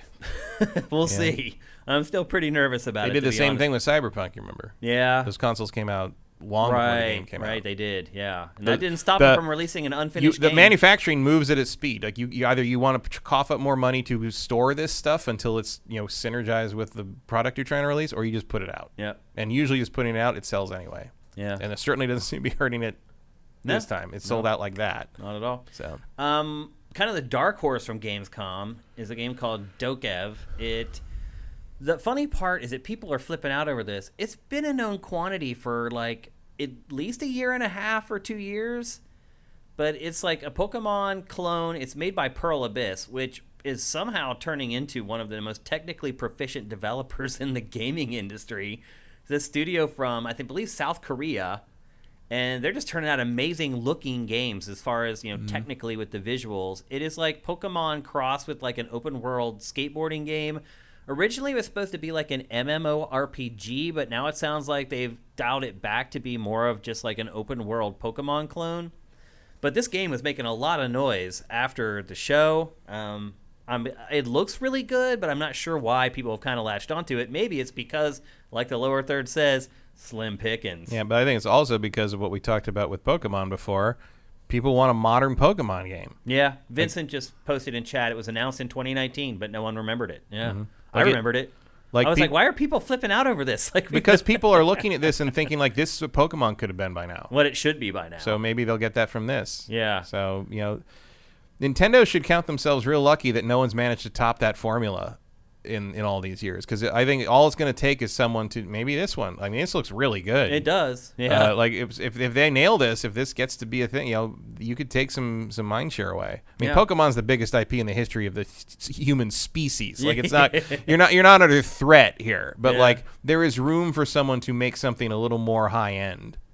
Maybe this is it. I'm pleasantly surprised by how in depth the skateboarding and the skating is in it. Yeah, there's like the traversal is really happening here. Like the longboarding that they show in this, it's like that's legit longboarding. Like that's what people do when they're longboarding on the street. It's like it's really good. It looks nice. Like the it's very appealing. The art design is very appealing. Like yeah, looks good. It's got a singular. Like I'm if I look at this, I know what I'm seeing. Like you show me a shot from this, I know that's what that game is. Yeah, and yet it's also kind of realistic looking, but it's still got its own identity. It's a like I do see why people are kind of freaking out about this, because it's just sort of, oh wow, what the hell? Like where'd this come from? And like it's been I forgot about it too, but like a lot of people are coming for Game Freak's lunch right now. Yeah, it looks real good. Yeah, a lot of people trying to top Pokemon. And they're really, I mean, obviously you're not, the Switch power is the Switch power, but it's like, why don't you do something like, why doesn't Arceus look more like this? I don't know. Like, I wish I had a side by side of Arceus versus this game. Because some like Magic Spider-Man. I got some jet skis. Like it is pretty insane. Tiny cars. Like where are my tiny cars, Game Freak? Yeah. So it looks pretty cool. I don't think there's any word on a release date for it or anything like that, unfortunately. No, I feel like this one's still pretty far out. Yeah, even though it was announced 2 years ago, but the last year and a half kind of doesn't count. Well, it sounds like that. Yeah, they completely have revamped it and changed the project. So that explains why we saw it 2 years ago and it just reappeared. I think we are going to continue to see an influx of high-end Korean games that really sort of surprise us and delight people in a way that like stuff from other places hasn't recently. Visually, there's a lot coming out of there. South Korea is mind blowing. Yeah, what was it? The Wukong game. Yeah. Whoa. Mm-hmm. That like 12-minute demo that they put out of that's like better looking than most of the next gen stuff that's been shown, and it just came out of nowhere. It's pretty crazy. Yeah, they're everybody watch your back. South Korea is coming out for real. It's like, insane. It's impressive. They're not playing around, and like I'm excited about it. Pearl Abyss. Somebody should buy Pearl Abyss. Surprised it hasn't happened already. Eyes turn to Bellevue. Yeah, exactly. Isn't Santa Monica? Sony could do worse. Sony Santa Monica is like a block that way. Mm-hmm. Naughty Dog is like 3 blocks that way from where we're sitting right now. Is that where they are now? Yeah, they're still in the Water Garden. They're still okay. Yeah, yep. So anyway, that is Dokev. I think I'm pronouncing it correctly. I could be wrong. And there was a big announcement from PlayStation, even though there wasn't a lot of games per se that were shown that were first party stuff, but we did get the release date for Horizon Forbidden West. It is coming February 18th, 2022, so not long to wait at all, right after my birthday, so it'll be a nice little birthday gift for me. Happy birthday to me, too. Yeah, that's right. The delay wasn't that bad. No, and it's really, that's about when the first one came out. It is. In the year. It's surprising that it is February 18th, but they couldn't get it out for like this year. Yeah, I mean, those few weeks matter. Apparently, it makes a big difference. And then the only other game of note that was really shown extensively was Dying Light 2. Mm-hmm. They showed like a bunch of movement and traversal stuff for that. And that looks like it's going to make it this year. And that's coming out on December 8th.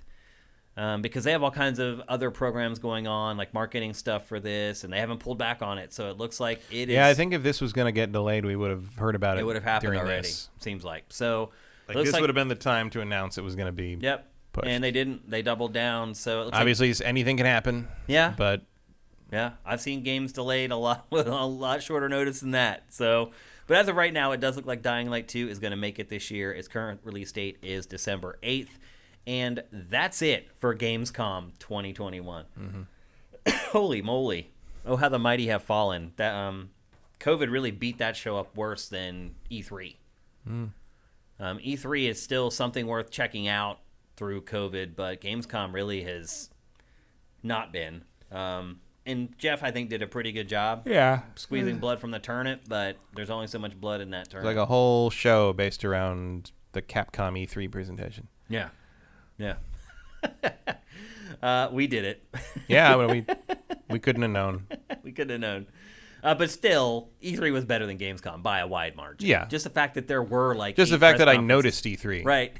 Because a lot of people didn't even know Gamescom was happening.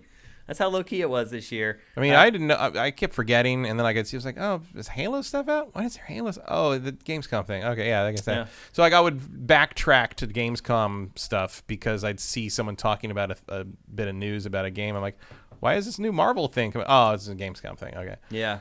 It was. It just wasn't. Nobody was talking about it. The weird thing is, I almost said, well, that's the last year for that. And next year, it'll be back to normal. And then I remembered that I said the same exact thing last year. Mm-hmm. And we were so close. Yeah, well. We really were so close. And then the South happened. And here we are. So I'm not making statements like that anymore. Who knows when Gamescom's going to be back to normal again? Mm-hmm. Who knows when E3 is going to be back to normal again? It seems like all bets are off. I don't know. I will say that vaccine hesitancy is going down and first shots are going up. That's good. Keep pushing. And eventually anyone who continues to refuse is gonna pay the consequences. So. Yeah, because they're starting to appear. We're going to get there one way or the other, folks. Yep, that's for sure. But anyway, that's Gamescom 2021. Get your boosters. Yeah. We can't yet, though, I don't think. Not yet, but it's coming. Yeah. Only immune compromised. Yeah, but there's going to be more of a universal thing, like starting like October, November. It's probably just going to end up like a flu shot. Yeah. What it seems like. We will be getting boosters for this thing for maybe ever. Yeah. Like, it's just a part of the viral landscape now. It's creepy. It's scary. I mean, that's the flu. The flu used to kill a lot more people, too. It's true. Yep, it is. But anyway, that's Gamescom 2021. That's all we have to talk about from Gamescom. Yep. Pretty crazy. We wrapped it up into like a 12-minute segment. That's a first. Even last year, I think maybe was better. Yeah, I mean, when there's more to talk about with Tales of Arise, yeah, you got a problem. Seriously. Okay, let's move on. We're going to talk next about Fortnite, which we don't talk about very often on GameFace, but something happened this week with Fortnite. But when they do something stupid, you gotta talk about it. You gotta talk about it. And this week, the stupid was deciding to. Well, so let me put it to you this way. When I first saw the news about this, I was like, oh no. What are they doing? Mm-hmm. I saw MLK in Fortnite, and I was like, oh my gosh. Yeah. When first I was like, MK, isn't that Mortal Kombat already in Fortnite? And no, like, I saw it the first time. No, it was MLK in Fortnite, and I was like, oh my god, if they made MLK a playable character in Fortnite, I am going to lose my crap. And then at the very least, make him come with Malcolm X. Right. Like, and then, you got to do a team up. And then I watched the trailer and I realized that it was this. Yeah, tour. It's more of a. It's basically like a cultural tour, trying to do like an educational thing inside of edutainment. Yeah. On MLK that was in partnership with Time Magazine, I believe. And I think Time Magazine also has something on its own that's kind of like related or called the same thing. So it was I think it was like a transplant of sort of that presentation into Fortnite. Yeah, it was called March Through Time. Yeah. And I think Time Magazine had its own thing called March Through Time, and then they just kind of translated it into the game world for Fortnite. It lasts like a year. And I'll just say MLK is one of my heroes. So I'm very protective of anything surrounding him. So that's why I jumped to conclusions at first and was like, oh my god, what are they doing? And as it turns out, like, they're actually doing something great. They tried to. And essentially, it's just kind of like a walking tour that you take that teaches you the history of Martin Luther King, and talks about the sacrifices that he made, the progress that he made, everything that was just his amazing life. But then you got to let the people in. Yeah. And that's when no battle plan survives contact with the enemy. And that's when it all went south. And what happened was they let people in, and Epic had not.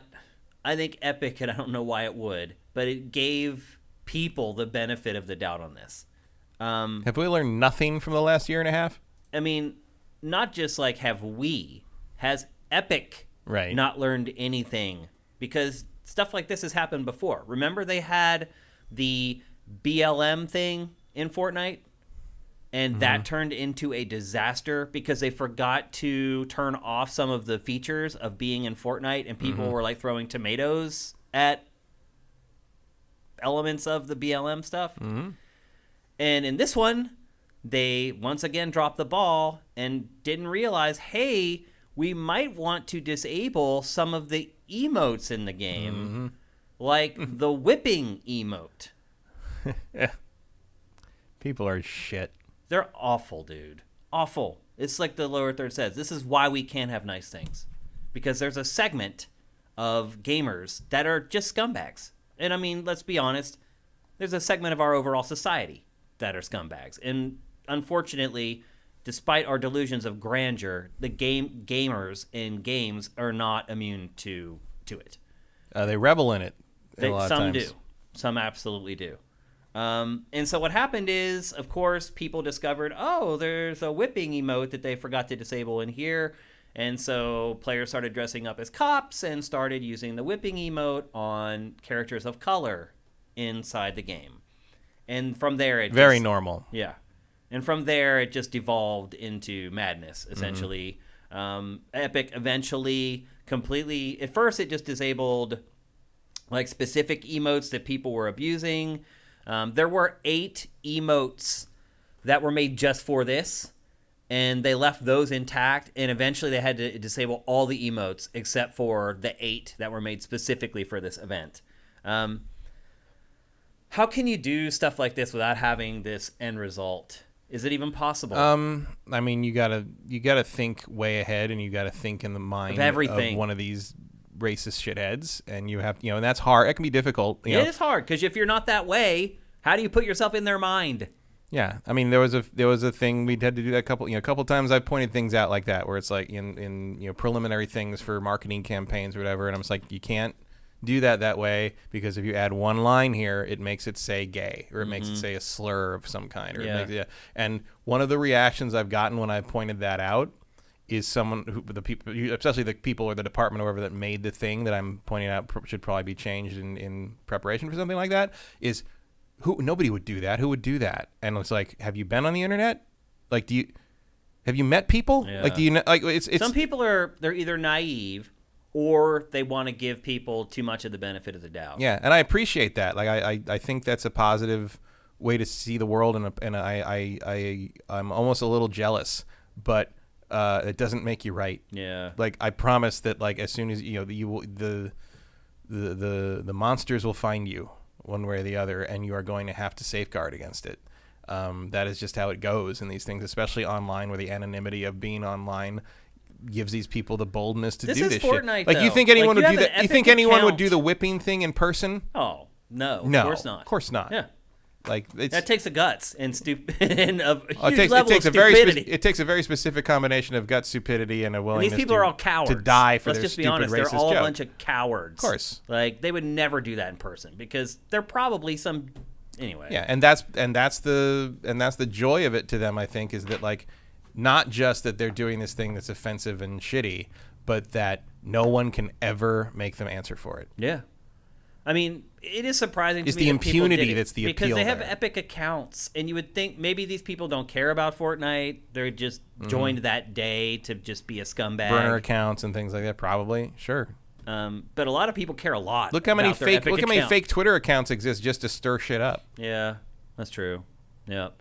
Really disappointed in some of us from this. Like, really disappointed. Like, Well, remember, a lot of that is not even something to be disappointed by, because a lot of the people that do stuff like that, they're intentionally doing that to drum up sympathy. To make me feel this way. To make you feel that, but also to be like, it's a thing where they're doing like, oh, we'll do this, and then we'll get in trouble for it, and people yell about it, and you have other people that are sort of like, maybe they're not like fully committed to the same hatred that these people are, but they'll be like, oh, it's just a joke. You shouldn't be punished for just making a joke. It's like, and then that pulls those people further over there. Yeah, that's how you recruit.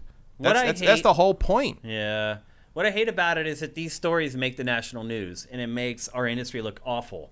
Like, this was one of those things I got a text from my mom about. Mm-hmm. Like, she's like, hey, like, what's up with this? And I'm like, oh, I don't even want to talk about it. Like, it's so bad. And then the crazy part about it that I discovered through this, which I didn't know, is that his estate and his family are, like, at loggerheads with each other. Mm-hmm. Like, there's this, like, separate company that owns, like, the assets, and that's the part that, like, signed the deal with Epic, and then there's a couple family members that actually have control over the estate, and like the company sued the estate because the estate wouldn't give the company parts, like memorabilia of his, to sell at auction. There's like all this crappy stuff going on behind the scenes with this. It's just bad. It's just, I think about him and how he would feel if he knew this was going on. It's awful. It really is. And it's not just the community that played Fortnite and got into this event and acted that way. It's his family. Mm-hmm.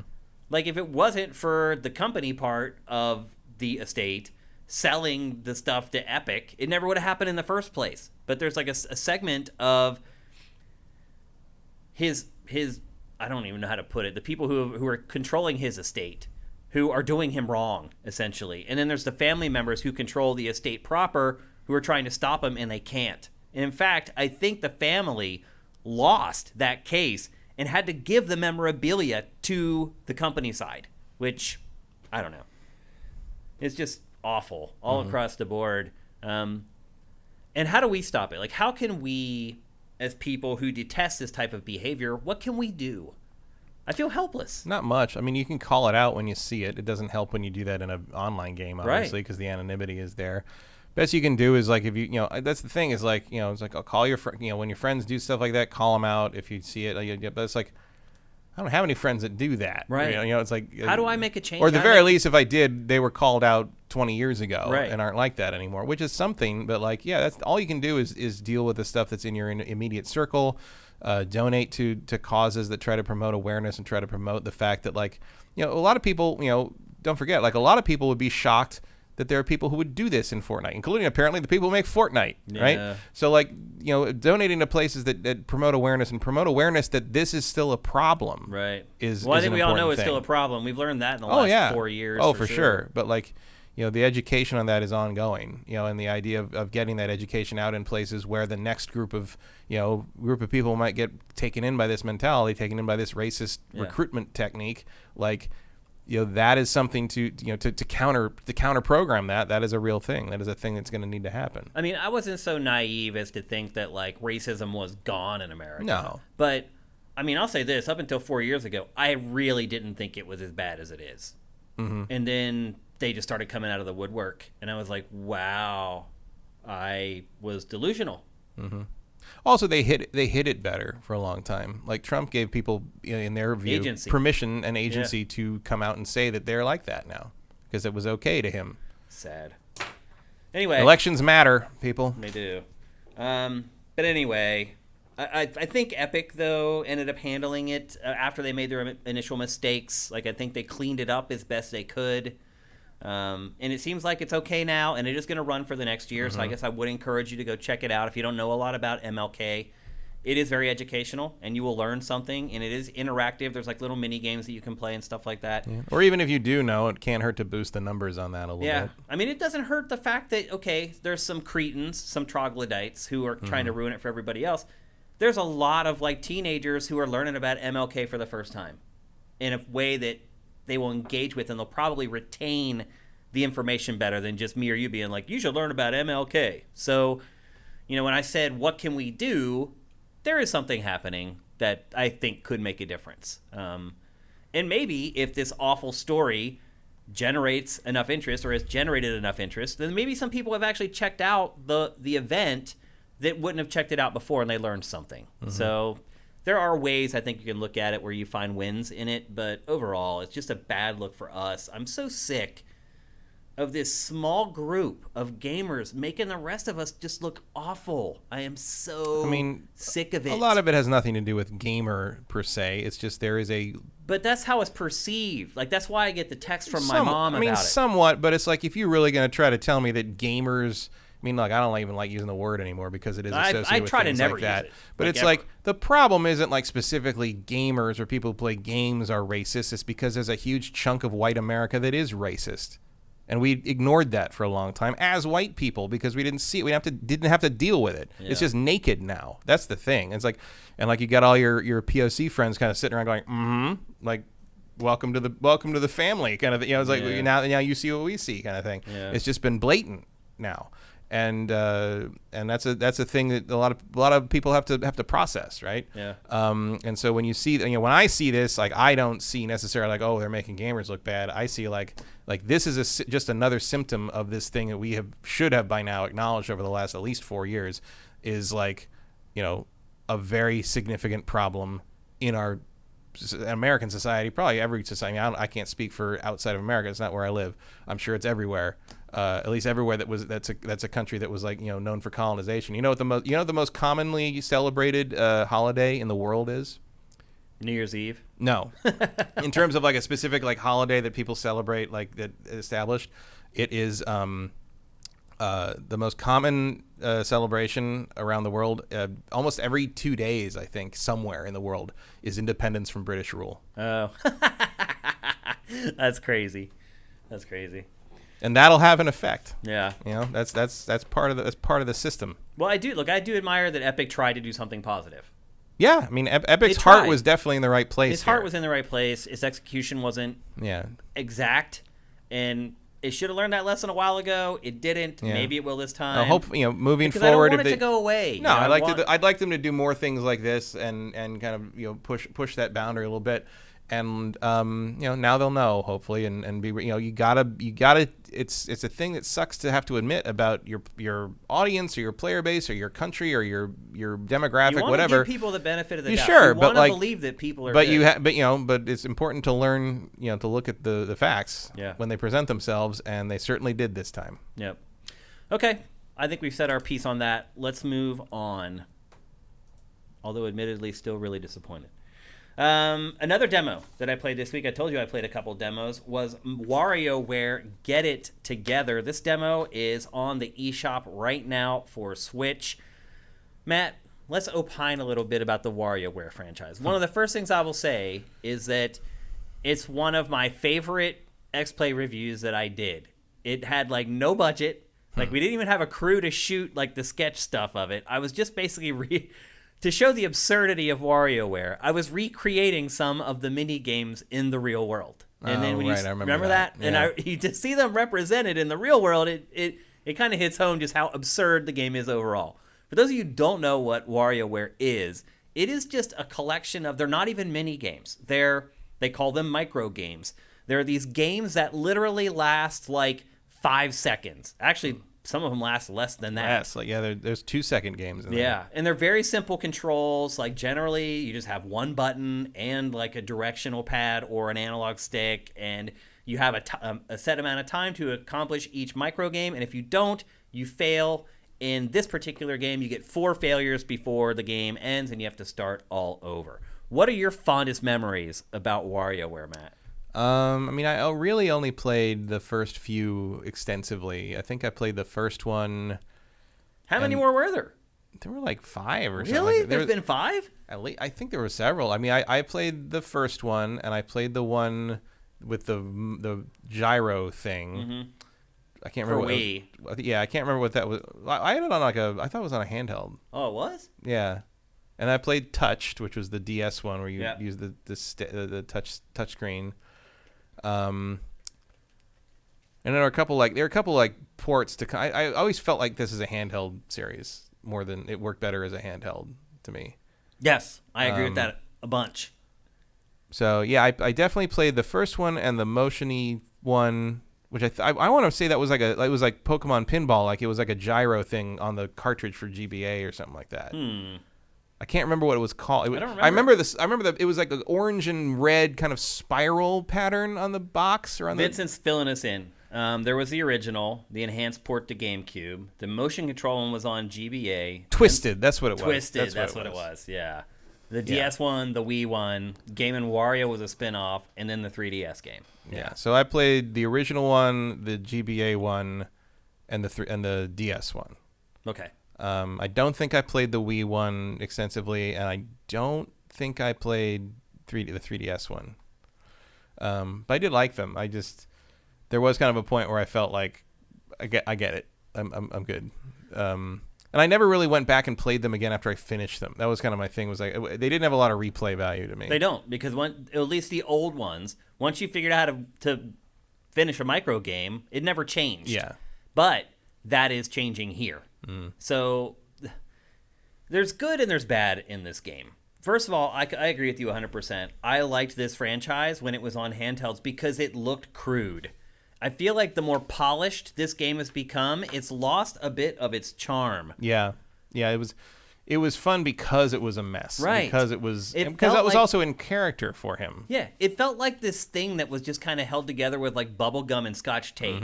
And like the mini games looked crude, they played crude, but that was like part of the charm of it. Yeah, and that was like part of the point. It was like, we only have the budget to do this. Yeah. And so that's what they did. It was, and they kind of they leaned into it really hard, and that worked. Yep. In this one, you can tell there's a much bigger budget. The presentation in it, far superior to any WarioWare game that I've played.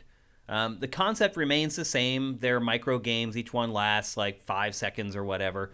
But the big difference with this one is that there have always been characters in this game, but in this one there's a ton of characters, and they all do something different. So, like Wario's in a jetpack, he can attack from whatever side he's facing is the side that he attacks. This guy can jump, and that's all he can do. And so each character has like their own little abilities, and they send you through the same micro games with the different characters, and it completely changes how you have to accomplish them. So to your point about, prior games didn't have much replay value, you're absolutely right. This one is trying to do something about it. And having played it, it does change it. Like, it does feel different because, you could go into a minigame that you think you already understand how to complete, but all of a sudden, like how you completed it before, you can't, because maybe the character you did it with before could shoot, and now the new one can't. It can only jump, or it can only do something else. And so it does change it up. It does keep you on your toes. And even in the course of this demo, I unlocked, it felt like 10 or 11 different characters, and they were still coming. So that's a big, big element in this game, is that playing the same micro game with a different character will completely change how you have to ultimately complete and finish that micro game, which should keep it fresh, should increase the replay value a lot. There are 200 different micro games. If you ever played one of these, you'll know that number, it seems big, but because you go through them so quickly, like, you learn them real fast. Like here you can see, so the hypnotize thing we just saw, where I use like Wario to move it, now I have this guy who can shoot, and you have to shoot the thing to go back and forth to hypnotize the guy. And that's kind of how it works with almost all of the micro games. Also, like all WarioWare games, the micro games are easiest first, but then as you get deeper in, you have less time to complete them, which increases the pressure of trying to get through the micro games. It's not funny, I would say. I did not laugh at this at all. Like, the ones that are funny, maybe some people find them funny, are probably the ones that we've already seen already, like the pluck and stuff like that, or the nose pick. Like, a lot of that stuff has come back for this, and it's not funny to me anymore because I've seen it a million times. Oh, I didn't even notice that giant on the right there. You see that? When I was playing it, I didn't even notice that. I want to go back and see that again. Was that Doshin there? Doshin the giant? No, I believe that is an actual, like, folklore creature. Oh, really? That's supposed to be, like, looming as you... Oh, I think I went back too far. Yeah, I didn't even notice that there was a big giant like rising in the background right there. And that is WarioWare, and that's the type of stuff that does make it funny. I didn't see it. I wish I had seen it when I was playing it. And as I said, you can fail up to 4 times. After you fail the 4th time, you start all over with the micro game sequence, And a lot of times, even if you do fail, you'll still unlock a new character that you can then use. And sometimes it'll just kick off with the new character playing through the mini games that you already played, but then that new character brings a new perspective to the micro games.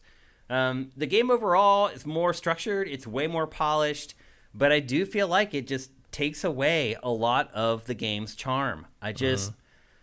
It doesn't have that same impact on me that it did. Even the new micro games, and maybe it's just because I feel even like kind of is a detriment to seeing and grasping the point of the game quickly enough. Yeah, like I feel like part of this, the appeal of the simplicity of the originals was like you fail something before you even wrapped your head around what you're doing. But you can look at the thing and be like, okay, I see the different. There were no wasted elements on that screen. It was just like everything you saw was part of the game, and you needed that information to solve what the game wanted you to do. In this, like, there's moments where I'm just looking at the background. Yeah, and I'm like, there's a little more, and there's more polish and more production value. But it's like, I don't know if that helps this. I don't think it does at all. I don't think it helps this franchise at all. I think that was part of what made it so cool and unique. And you're right, like. The first few WarioWare games I played, I'd fail mission. I'd just sit still because it would come up, and I'd just look at it. I'd be like, "That is so absurd." And by the time I said to myself, "That's so absurd," I failed. That was part of what it was. Now I feel like because you are repeating a lot of the micro games with a different character, as soon as they come up, it's like, okay, I know what the mission is. Now I need to do it with these abilities that I've been given with this other character. It's weird. Like, part of the appeal for these games for me was that they generally gave you a set way of interacting, and all the games would like play on that. So you knew your kind of base tools, and every time you looked at a new mini game, you had to basically figure out how to apply them. This seems to short circuit that with the different characters, and I actually don't like that. Yeah, like that feels like you're bumping against the concept of the franchise to the point that I don't know if I like that. Yeah. I mean, it feels like a minigame compilation now to me. It doesn't feel like this weird alien thing that you would recommend to people. And because there was definitely, like, just the way it worked was just sort of like, there wasn't anything else, like, there was a rush to it that wasn't comparable to anything else. Because I would recommend it to people, and they'd be like, what is it? And I'm like, I don't want to tell you what it is. Right. You just need to play it, and then get back to me once you do. Because to tell them what it is to spoil it, I believe, in a lot of ways. No, I would agree with that. So I don't know. I'm kind of torn on this game. It is also coming out September 10th. September 10th is a huge date for releases for whatever reason. Like 2 days before I get back from vacation, there's a ton of stuff coming out. I think also Life is Strange 2 True Colors comes out on that day. Yeah, there's just tons of stuff. So our next episode of GameFace is also going to be loaded with great games. Maybe you play this for our final look at it for GameFace, since I've already spent some time on it. But that's what you get. WarioWare, Get It Together, coming September 10th. It is exclusive to Nintendo Switch. I do like how they brought in like some of their franchises into it. Yeah, they've always done a little bit. Like they're like Zelda games and like little Mario things. But they literally just ripped the end screen from Splatoon. Like, they just put it in there. So there is some clever stuff. But overall, I think my standards for WarioWare games are just, I don't know if they're really high or they're just in a different place from where this game is. Like, I can't put my finger on why it's not resonating with me as a huge fan of that franchise in general. So take that for what it's worth. Maybe you've never played WarioWare, and it'll feel like the first time Matt and I played. $50. The first one. Oh my God. Yeah. $50 for that? I mean, it's Nintendo. Yeah. Are you surprised at all? I'll be worried if I am ever not surprised by how much they're willing to charge for some of these things. Because that is a good point, because these used to be handheld games that cost $30 or $34.99 or whatever. I mean, every time I end up kind of scrolling past it in the eShop, every once in a while, I'm just like, you're still charging $60 for the Link's Awakening remake? Really? Yeah. Really? And that didn't sell very well either. Yeah. Can't imagine why. Yeah. That should have been 40 maximum. Yep, agreed. We said that on the day we talked about it on GameFace. That one really blows my mind. Look, I'm in obviously because it's my favorite Nintendo series, but the more I look at it, the more I'm just like, $60 for Metroid Dread? I know. Really? Well, I said that when they first showed it. I'm like, it's basically a handheld game, like, and you know it's probably going to be like maybe 10 hours long. But you know what? I just played Psychonauts 2, and I would have paid $60 for that. So yeah, I mean, you're not going to stop me from playing Metroid Dread, whatever the price. But there is a part of me that's just like, that's a little skeevy. Yeah, I hear you. So anyway, there you go. That's WarioWare Get It Together, coming exclusively to Switch on September 10th, according to Vincent, for 50 bones. I think that might be another big flop for Nintendo. We'll see. Because I also don't think that like the modern player has an affinity for it like we do, or maybe even knows what the heck Not it really. is. And Vincent does point out that the later WarioWare games work because they use new input methods, which is true. Like Twisted and Touched and all those things. And yeah. But like this doesn't seem to be doing that. It's just sort of like, here's more game things. Like, I played it with my Switch Pro controller. I didn't even play it with a Joy-Con. For once, it feels like a Nintendo game doesn't have a gimmicky enough approach. That's funny. Yeah, we complain sometimes about it, but then you don't get it, and you're like, wait a minute, there's something missing. It's interesting. All right, let's move on. Next, we're going to talk about, we're really finishing the show off with a flourish here for Switch. We're going to talk about another Switch exclusive, No More Heroes 3. I unfortunately have not had a chance to play this, but Matt has been playing it. How about a quick history lesson on No More Heroes? Oh, God. So No More Heroes was a Wii game by Suda51, Grasshopper manufacturer, about a guy named Travis Touchdown, who is a giant anime fan loser in a town called Santa Destroy, California, who gets initiated into a competition to become the top assassin in the world. Yeah. So the game is basically about him working his way up the list of 10 of the best assassins in the world and killing them with a lightsaber. It is extremely violent, extremely vulgar, utterly bizarre. Only Suda51 could make it. Really, it's hard to describe. It's like this weird, raunchy, violent, heartfelt, satirical, earnest, raunchy, violent, like heartfelt. it's tons of contradictions. The music's fantastic. Yeah. It has like big an empty open world to drive around and do stupid mini games to earn money to pay for the entry fee for the next assassin battle. And like you can never quite tell if they're making fun of you for it. Like you can never quite tell if the open world is a parody or not. Right. Is it empty and boring because you're making fun of open world games, or is it empty and boring because you couldn't afford to make a proper open world game? And there's a part of me that's just like, I don't know if there's a huge difference between those two things at that point in that game. It is telling that No More Heroes 2 got rid of the open world and has made it a map. We also got rid of Suda51. Like he didn't really work on that game much. Yeah, he was definitely the creative lead and director on the first one. The second one, he was doing a lot more things at once. I think he was working on Shadows of the Damned at the same time and a bunch of other stuff.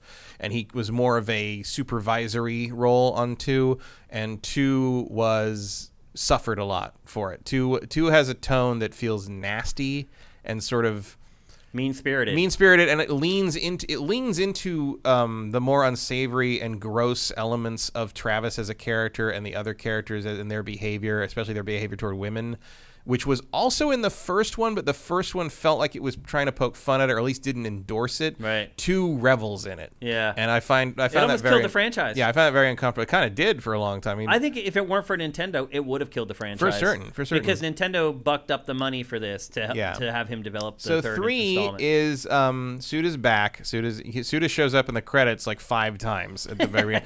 And it's very noticeable. Like this is the tone is definitely back to more what it was. It has more of that grindhouse. It has a very grindhouse feel to it, even more than the others.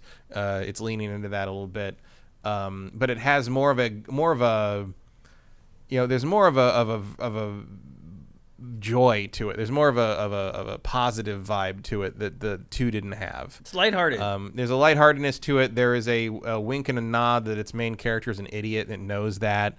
It's jokey. Yeah, it is. And the beginning of this game, so I'm only So like a couple weird. hours in, and it's like, as you see, it started with that Deathman nostalgia Retro thing, game. and then it goes into this like anime ET homage, and then the creature here. So when the creature leaves at the end, they build this rocket and basically say like, and the creature says, "I love you. I'll come back in 20 years." And the creature comes back in 20 years, and the creature is this guy. Like, that's the kid. That's the guy there in the suit is the kid, and that is the alien, little fluffy alien, as an adult, and he's a prince of some other world, and he's just basically a psychotic monster who comes and decides that he's going to take over the planet. And he does that, and this is Travis.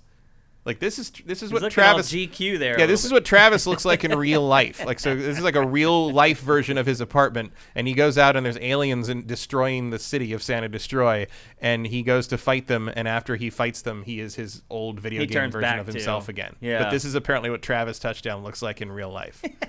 At least he likes playing games. Oh, and Jean, his cat, talks in this game and has a really, really deep male voice, even though she is a girl. And there's a point where he asks, like, I just didn't think you sounded like that. And he's like, please. This is like, which might be a reference to The Witcher 3. Oh, right. Because there's that quest where Roach talks to him, and Roach has a really deep masculine voice.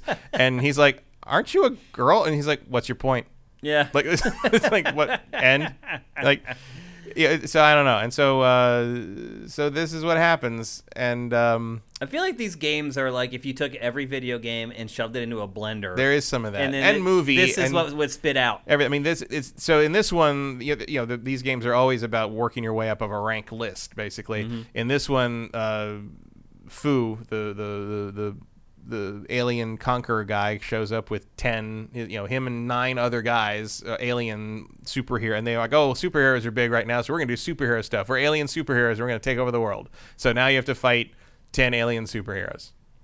And just like prior games. Yeah. So they're leaning on, like, some more superhero trope. It is definitely a game made in the wake of the MCU explosion in popularity, about how people think about superheroes all the time.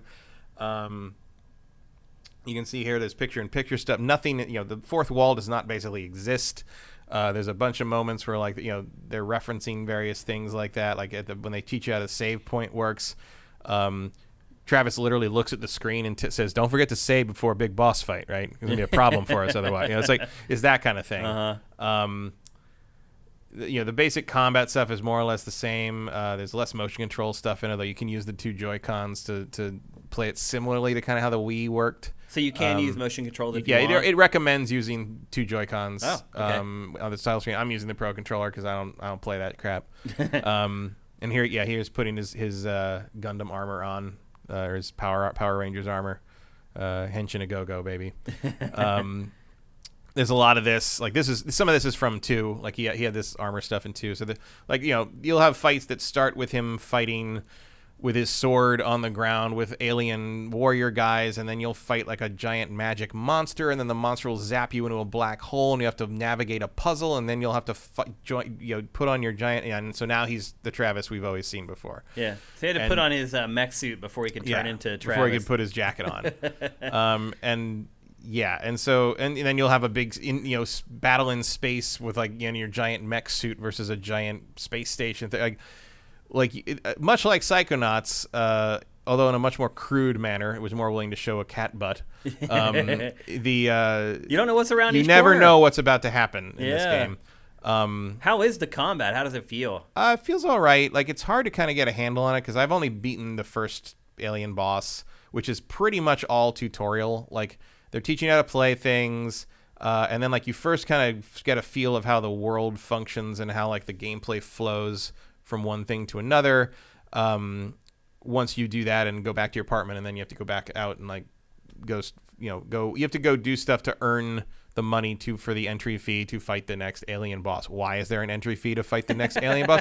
No one knows. To save the world, yeah. Because Sylvia, the woman who, like, ran the tournament to, like, get for him to become the top assassin in the first game and the second game, comes back out of nowhere, and he's like, "Where the hell have you been?" And she's like, "Okay, you're gonna have to do this, and you gotta get the entry fee. You're in rank number 10 now in the Galactic Assassin." And they do a whole intro thing. Matt Mercer actually is the narrator in this, and, like, narrates, like, how all this is going to work, and you see action figures and in package of all the different guys you got to fight, and then it's bizarre. I mean, it's just bizarre. I like his Joy Division shirt. Yeah, he does. His shirt is a Joy Division reference. He's talking directly to us right now. He's talking about how there's no more heroes anymore, and like he's literally talking about how long it's been since the last game was made. Oh, really? Like they get into that a little bit. You still save by going to the bathroom. And you still have to masturbate with the beam katana. No, actually, you do not. Really? You hold R. I'm sure you shake the Joy-Con normally. If you're but using you motion hold controls. the right bumper and wiggle the right stick up and down. And he does shake it, but he doesn't. He doesn't not down do by it. his Yeah, crotch. he doesn't hold it by his crotch. When he does it. He just sort of moves the thing. I mean, it's still the same motion, but it's not as blatant. They softened it somehow. And there are multiple beam katanas in this. Like you can get dual ones, and like just like they've expanded that more. I haven't gotten a lot of that stuff. And basically you go through, and there's your perfect dodge. So like there is like like you were talking about earlier, that isn't in Psychonauts. There is a perfect dodge thing. You can do wrestling moves when you stun them. Here's the wrestling move. He has special moves that he can do where like you charge up a thing, death glove skills. Yeah, you do that and you'll do like a double. What is the death glove? How does that work? The death glove is just this thing he's wearing. But what does it do? It lets him do super powered things, I think. Okay. And so they're kind of his specials? Sorta, yeah. But they recharge. They're sort of like special moves. And then if you get the right combination of things on the slot machine, you can power up. How does the slot machine work? That happens whenever you do a combo that lets you do the motion control sort of directional arrow thing, and then every time you do the directional arrow attack, you get to roll. The slot machine automatically rolls, and if you get 3 7s, you can power up into the armored form. Okay. Other things give you like they get your life back. This is really funny. This game is so weird because he finds this little thing and it just eats him. And then you're not going to hear it here, but right at the end of that, the cat goes, "Oof!"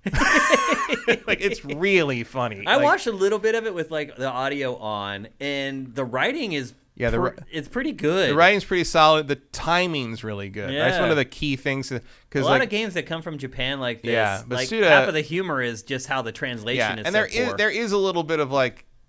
That isn't how an English speaker would say that, but that might also be the joke. Might be. Because Suda does know He's English very well. He's definitely aware enough to do that. And then this is like your first real boss fight. So I'm kind of more in early impressions mode on this right now because I just haven't had a chance to play it enough. I actually forgot it came out until a day after it did. Yeah. Because like, wait, that came out? It was kind of a stealth launch. Yeah, that's because it's Marvelous is like publishing it. Marvelous is still publishing. That you saw there, he charged the katana up a little bit there. It's not quite the same thing. I mean, this is going to get no marketing. None. No. Like the only marketing this thing's gonna get is what's happening in the right eShop now. Right now, or in the eShop, being like in the featured zone. Is us talking about it. So on he does this. GameFace. You'll see the slot machine comes up, and you get that. I don't actually know what that does. And he's constantly like calling out the names of fruit for his like special attacks, and I don't understand. He's like strawberry, that used to be the thing where like. His special moves in the first game was like strawberry ice cream on the whipped shake kind of thing. Like, okay, whatever. And like, so now he's just like yelling fruit names. Yeah. Are you having fun with it? Yeah, sort of. Sort of. It's a little much. Like it's a little more than I'm ready to kind of dive into in terms of just like sheer. I mean, this is definitely even more random than Psychonauts 2. Oh yeah, and it's like just in the 14 minutes that we've watched this B-roll, think about what we've seen. Yeah. It's insane. I mean, I think it controls pretty well, even playing on the, I still don't fully know how to dodge some of this stuff. I think it wants you to jump more than I have, because jumping wasn't a big deal in the other games as much, and I'm still learning that jumping is something they expect you to do more of in this. It's crazy what we've seen in this B-roll. Yeah. Now he's in outer space. This is all in the first hour of the game. I know. Like this is like this is not like some kind of weird spoiler fest B-roll. This is like the first 45 minutes. Yeah. This is one of those games that like I was talking about earlier, you can't ever really settle in with them. No. Because there's no consistent theme. It's one of those things where like even if you're not, I mean, look, this is, no man's hero. No more heroes. There's stuff going on with No Man's Sky today too. Well, you see this also you're in space in this. Yeah, now you're in space fighting for this. So that's what I'm talking about there. It's all a little loosey-goosey in places. Like, I didn't fully understand about how the charge meters worked on this thing. I beat the boss here before I could really piece that together, but this is one giant Gundam reference. He looks like the Phaz Gundam. Like, that thing looks like the big thing, the Zeong, mobile suit from the early Gundam stuff. Like, like they're referencing a whole. I mean, the background there, like that is pure like Macross and Gundam like background space battle stuff. Mm-hmm. There are so many references to just general pop culture stuff of every nationality and everything you can think. There's one section where he and his friend just have a long conversation about the directorial stylings and choices of Takashi Miike. Oh wow! Like that's it. Like there's no like like that's it. Like wow. It's and that's also how Suda's back and in the driver's seat is because stuff like that stuff pops up, and it's not just like a bunch of people trying to kind of like ape what he did in the first game and not quite getting it. Like there is something specifically Suda about even this early in the game, what's happening and what they're showing me. So yeah. I'm happy about that, for sure. Happy about that because I love the first No Man's Hero. I would not say love. I love the first No More Heroes. Do not like the second one. Yeah. But No More Heroes is one of those games that I'm just like, I'm glad this exists. Like it's just so singular and so weird, and like I didn't expect it. I wasn't ready for it when it showed up, and I just really enjoyed it. I've played it like 4 times on various systems and things. I don't think the PS3 version turned out too well, really. Well, it turned out, if you want more information on some of this, I'm going to recommend it again. Matt McMuscles on the What Happened channel. He just did one about the No More Heroes and No More Heroes 2, and it's fascinating to see what happened to all that and where it started and where it came from and why it is what it is and all that stuff. I do think, throwing back to what we said on Psychonauts about voices, a couple of the voices in this game definitely sound older than they did before. Okay. Because it's been like 10 years. Yeah. It took me a second to try to figure out if it was still the same Travis Touchdown voice actor. It is, but it was just a little different at the beginning. It's crazy how they've turned like E.T. on its head with this. Like, yeah, E.T. comes back as a psychopath to conquer destroy the world. To be fair, I never liked E.T. as a kid. Really? E.T. is a psychic vampire. Don't trust that thing. It almost killed Elliot because it got drunk and got all sick about shit. Like, that ain't right. That ain't cool. Matt, do you think you're going to I do not understand why people think that thing is cute. E.T. is a monster. Do you think you're going to keep playing this? Yeah, I'm going to keep playing it. Yeah. Just to see what it does. Again, just to see what the hell it does next. We do have a little bit of a grace period because the first week of September is pretty quiet. Yeah. And then week 2. And September 10th, everything goes crazy. Yeah, everything starts going nuts. So you kind of have like a little buffer zone here. This is a rather graphic scene, but you can see some of the other aliens you have to fight as bosses back there. He just kills the whole board of directors because he's tired of having meetings. Which who can't identify with that, really? They're all wearing masks. Like, what fucking current is this? Like, good old Suda. How much is this, Matt? Is it full price? I believe it is. Yeah, $60 or 50? So. I think it's $59.99. $60. I think it's 60. Yeah. Whew, that's hard to recommend.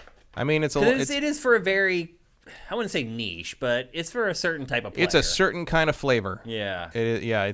There's a. I think you have to appreciate. I don't think anyone's Japanese culture. Probably. Yeah. Well, also it's Japanese culture appreciating Western culture, right? Too. Like that's one of the interesting things about the No More Heroes games is the perspective it has. Like you're playing like grindhouse ultra violence games made by a Japanese man who grew up consuming Western media the way like a lot of us consume Eastern media. Yeah. But also he also consumed all that same Eastern media. So it's like this. It's a perspective on all this same pop culture that I know about, but it's from a completely different perspective that I wouldn't have because I didn't grow up in Japan. And but I do feel like Suda51 is a similar kind of dork to me. And it's just interesting to see like what he made is definitely not what I would make, but it's fun to see how it kind of matches up with things I like and things I'm interested in. Things like, oh, yeah, I see why you did that because of the reference to this, and you just threw in an Aliens reference for no good reason right now because like you wanted to, and then you turned it into a gag, and it's great. Like, I don't think anyone's going to have a middle of the road response to these games. I don't think so. I think you are going to love this or hate it. I don't think that's the objective of Suda's games. No, He doesn't want you to have nothing. He wants you to. He'd rather have you hate him. He'd rather you be repulsed by his game. Than just be he wants a response, lukewarm on it. For sure. Absolutely. And sometimes that response is sort of like, and sometimes that response is like, nice. So like, I've had more of a nice so far with this. We'll see if it holds up because 10 of these, and sometimes you don't know where they're going. No More Heroes 1 and 2 both, like, you hit things like, I think early on, like, there's like you had to get through like 51 assassins in the second game, but in the first like boss battle you kill like 40 of them. Right. So it doesn't even matter, and you're back down to 10. So that's kind of clever. Yeah.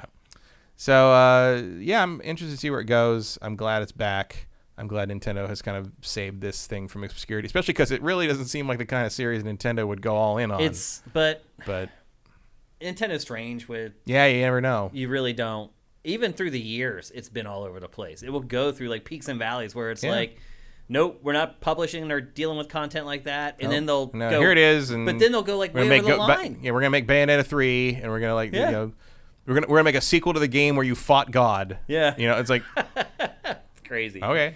Yeah. And this is the company that wouldn't put crosses in Castlevania games 30 years ago, That's true. So. Yeah. Yep. All right, so there you go. That's No More Heroes 3. It is a Switch exclusive. It is available now. It came out on Friday, right? I think so, yeah. Yep, and it's $60. I think it is $60.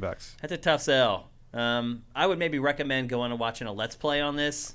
Yeah, The other thing, too, is you just saw B-roll, but, like, that's all cut up. Like, you should watch the flow of the game because it starts really slow. Like, that opening, like, 8-bit the thing about the retro game goes on I assume forever. That's going to matter later. I would guess. Because, like, but it's just so weird. It's like it goes from that weird retro thing to letterboxed kind of like 4x3 anime. Like, it's just, like I said. Yeah, well, because the anime is from the 80s. Right. Like, it's like they just threw every pop culture whatever into a blender. But there is, like, that's the thing is, like, eventually you start to say, there is a lot of thought here. Yeah. Oh, of course. It's just, and it's just not as calm as Psychonauts. Yeah. Like Suda is, he's a pop culture maven. Like, he gets it. He points to the right things. But that still doesn't change how awkward it can be when it transitions from one thing to another.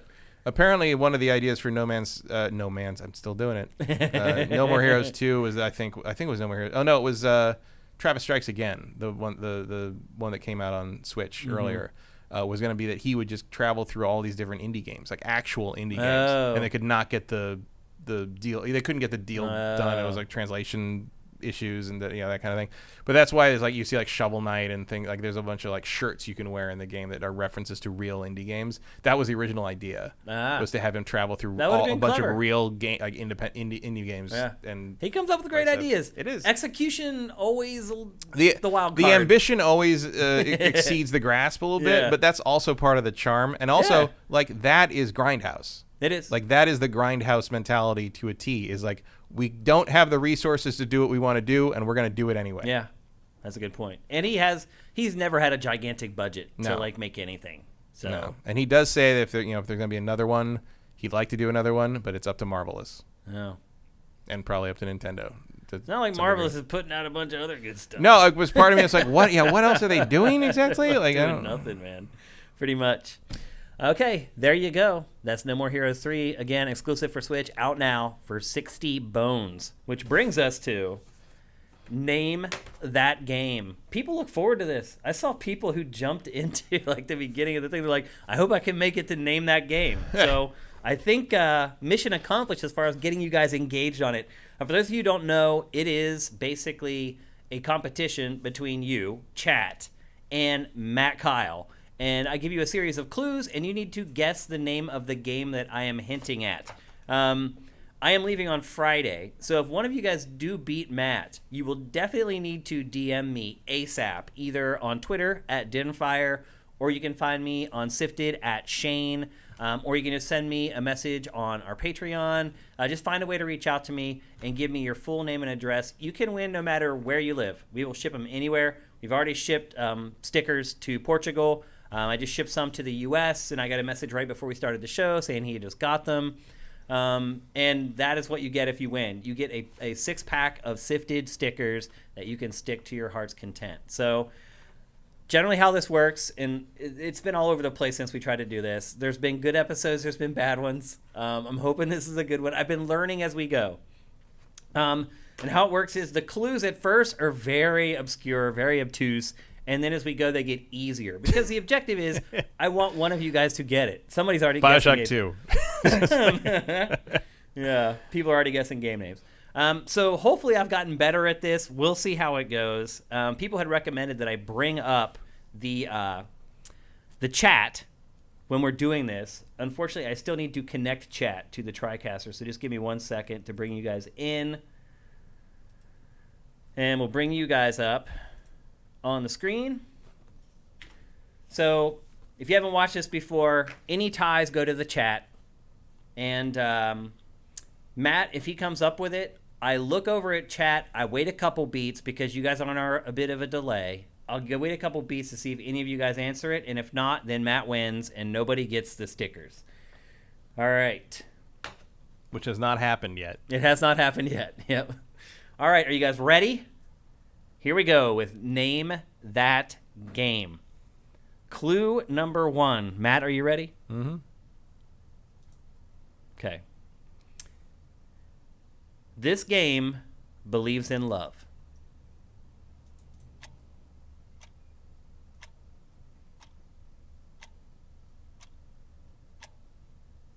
Darkness. Yep.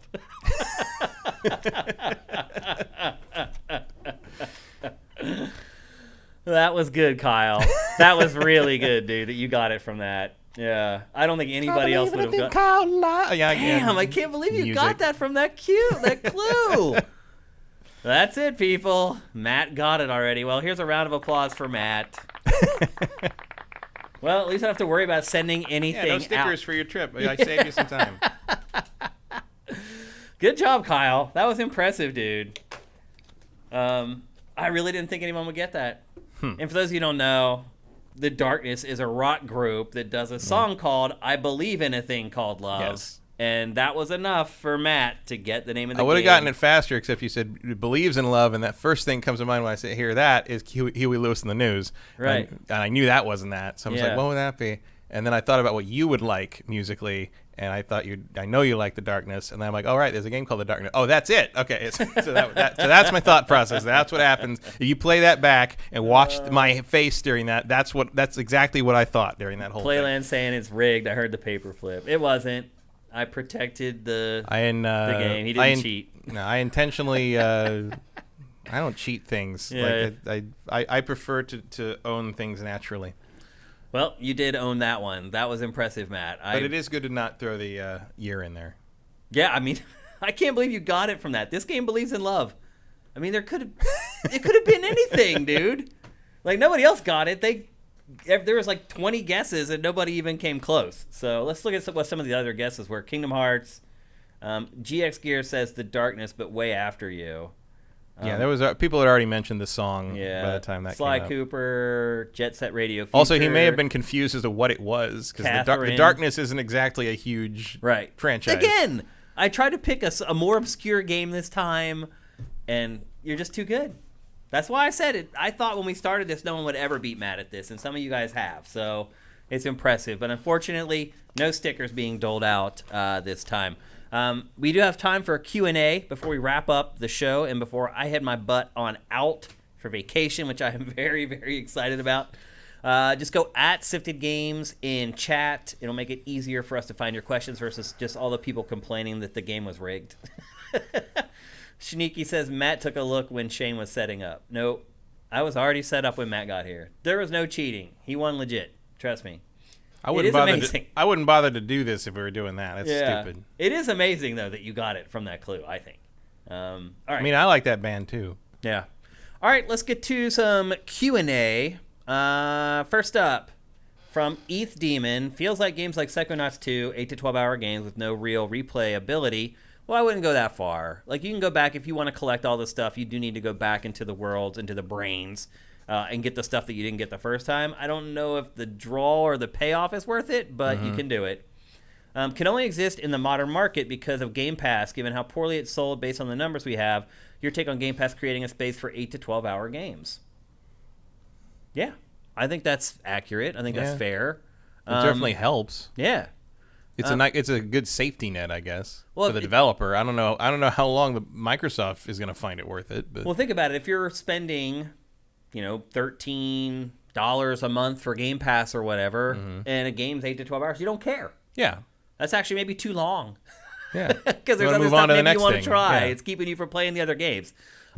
So yeah, I mean, I think those games are kind of a sweet spot for Game Pass, and I think they'll be more easily and readily accepted on Game Pass than they would be if you're trying to charge $60. I still think Psychonauts 2 is worth $60 if you're a PlayStation owner. Also, this is the last Double Fine game you may ever play as a PlayStation owner. And it is that creative and that inventive and that interesting. So I think it's worth the cash. But E. Thiemann does bring up a good point. I mean, Game Pass, I think, is just shifting perspectives in so many ways and from so many different angles of what, I mean, it's still happening for me. Like, it's still sinking in, like having Game Pass and what that means and how that's going to impact the market and how it impacts my play habits and all that kind of stuff.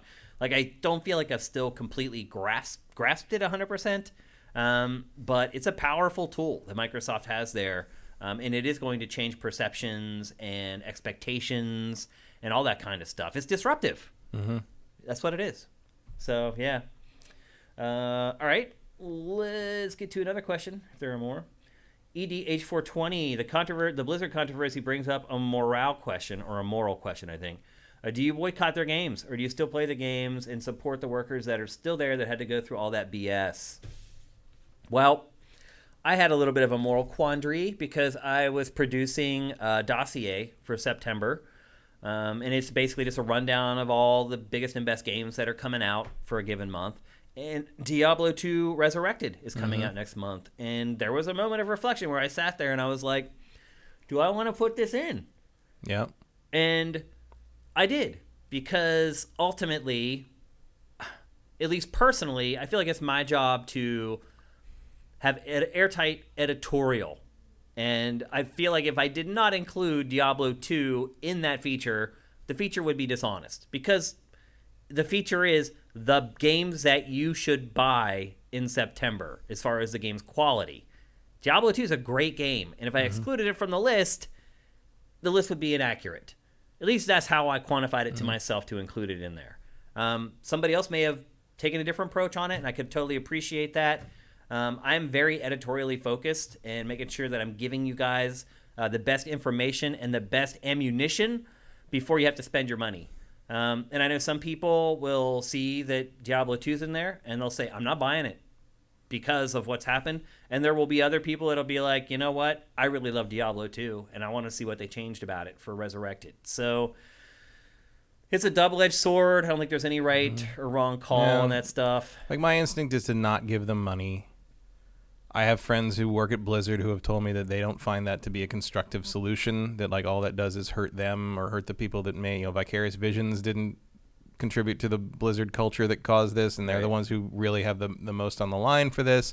Like, I've been encouraged by a couple of my friends who do work there, and a couple of them have dealt with some shit. There's like, no, like it's not, the solutions are in the hands of the state of California, and the lawsuit and the consequences, and like, you're more so, but it's like, it's, I think Jim Sterling kind of got to it when they're like, on one hand, you don't get to play a great game, and maybe you do support this and help the developers that worked hard on it, but also you're still sort of enriching Bobby Kotick at the same time. So it's hard, and hard. I will say, like, was like doing our show today when everyone's trying to boycott Twitch, and here we are streaming. Like, that was a hard decision too. But I will say, like, I feel like you got to make that decision for yourself. I do think that if you decide not to buy Diablo 2, and someone else does, I don't think that makes that other person bad or they wrong. May not even know what happened. They might, but also but also even if you do, if you decide that playing a video game that you want to play, even if it's as simple as I want to play Diablo 2, I love Diablo 2, I want to play Diablo 2,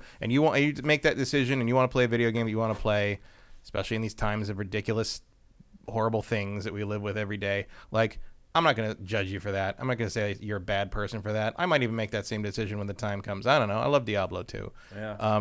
So we'll see. I think, and there's other ways you can do good. Donating to beyond causes that. Donating to cause. Like, I feel like you're gonna, you want to match your cost of that game with a donation to a women's charity of some kind or something that try to works for workplace justice or the Trevor Project or something like that. Like, I think that's great too. Like, that's a kind of a carbon tax, like a carbon offset tax almost for like people being shitty to each other. I don't know.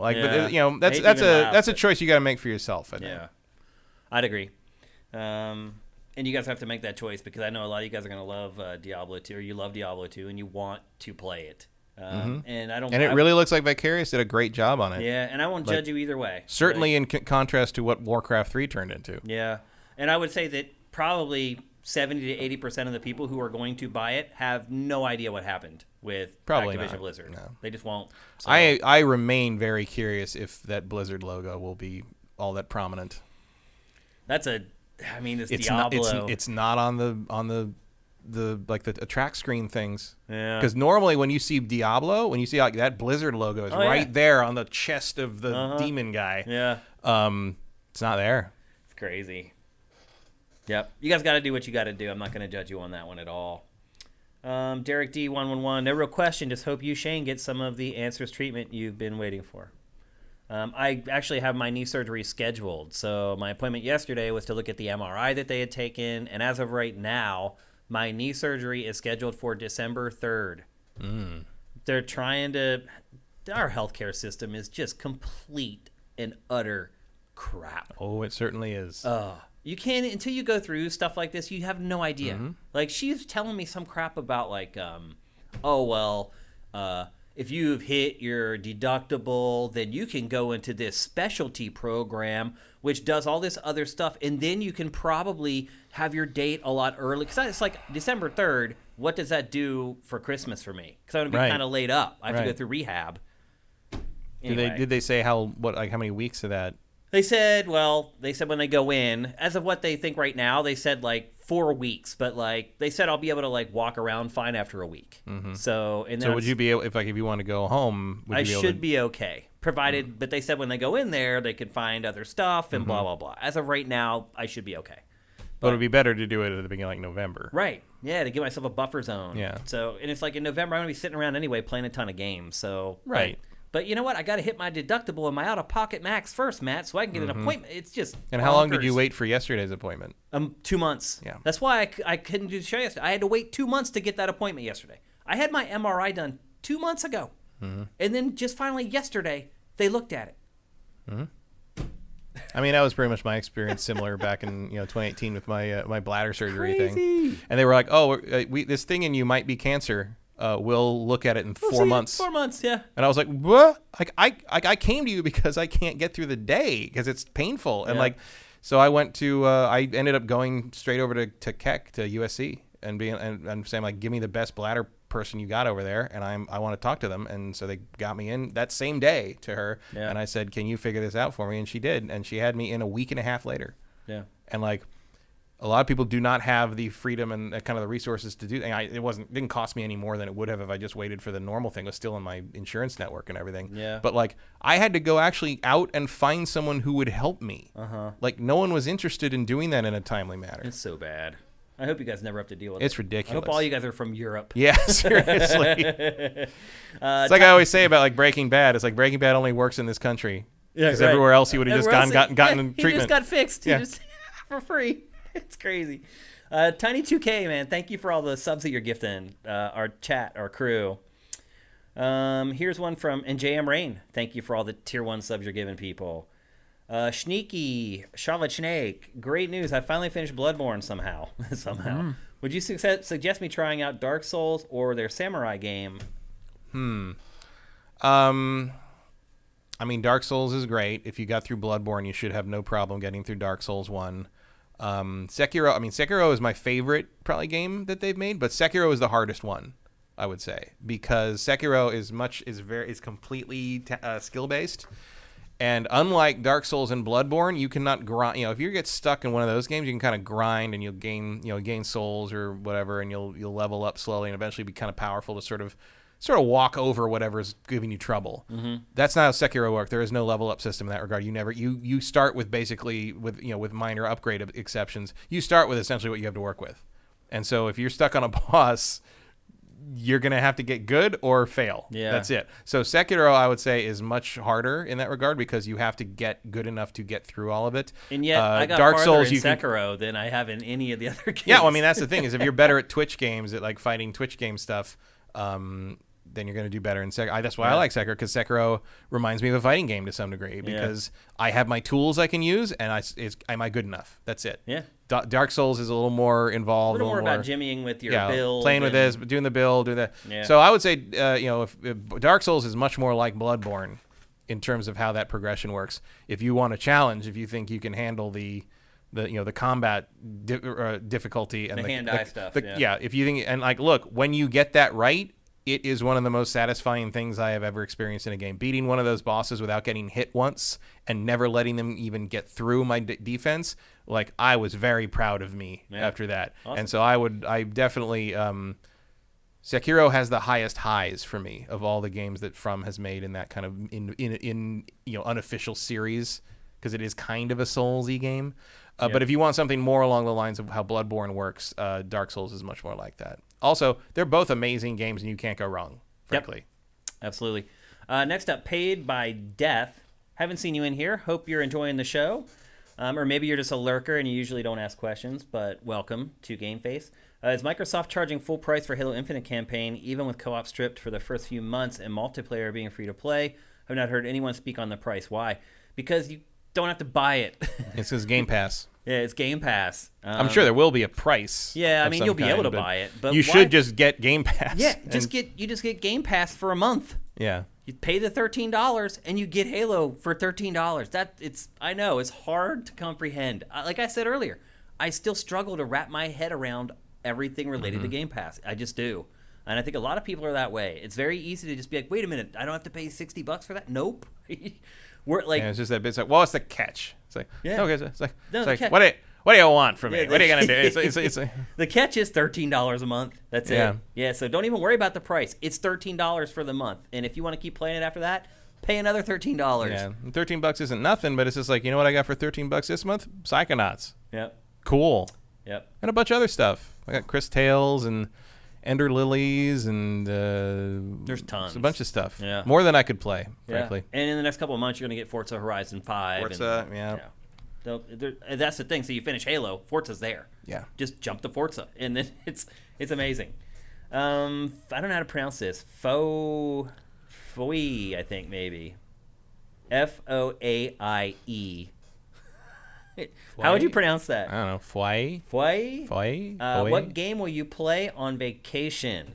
The only game I will play on vacation is probably something on my Switch. The Switch is the only thing that I take on vacation with me. Mm-hmm. Like, I'm gone for 10 days, but literally I haven't been home for like 2 years. So I am booked. Like, it's either doing something with my mom or with one of my nieces and nephews or my sister or an old group of friends. I have 2 fantasy football drafts I'm doing while I'm home with old friends. One group from my hometown of Carlisle, PA. Another group of people from Philadelphia. I went to college at Temple with that crew of people.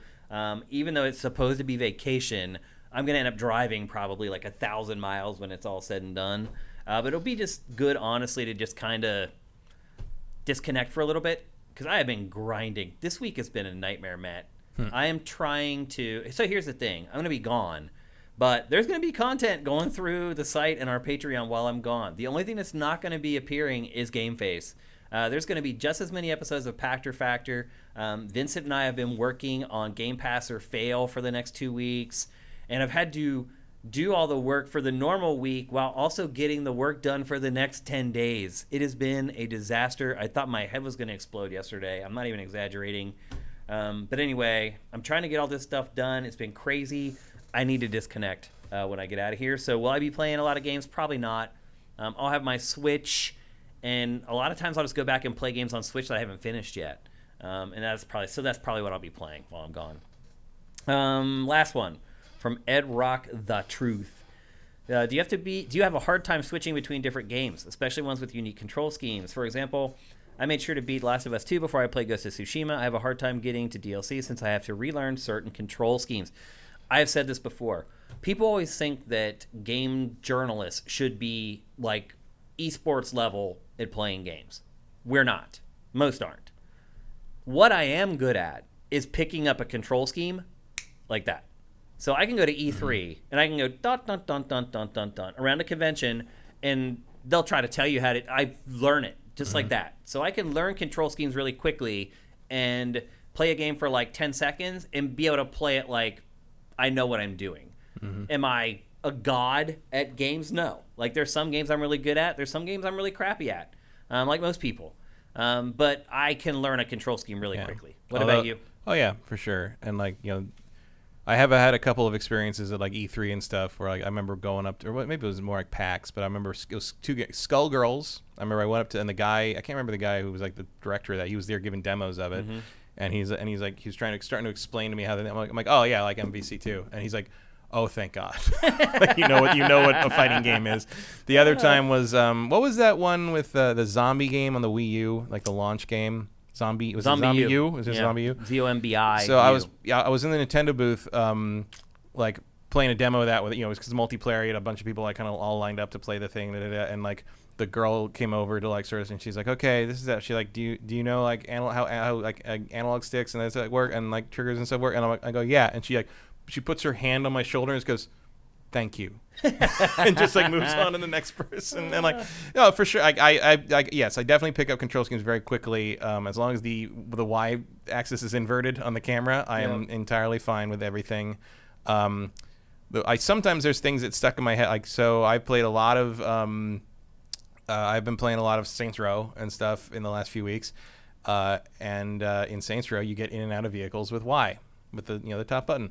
And then I switched to Ghost of Tsushima.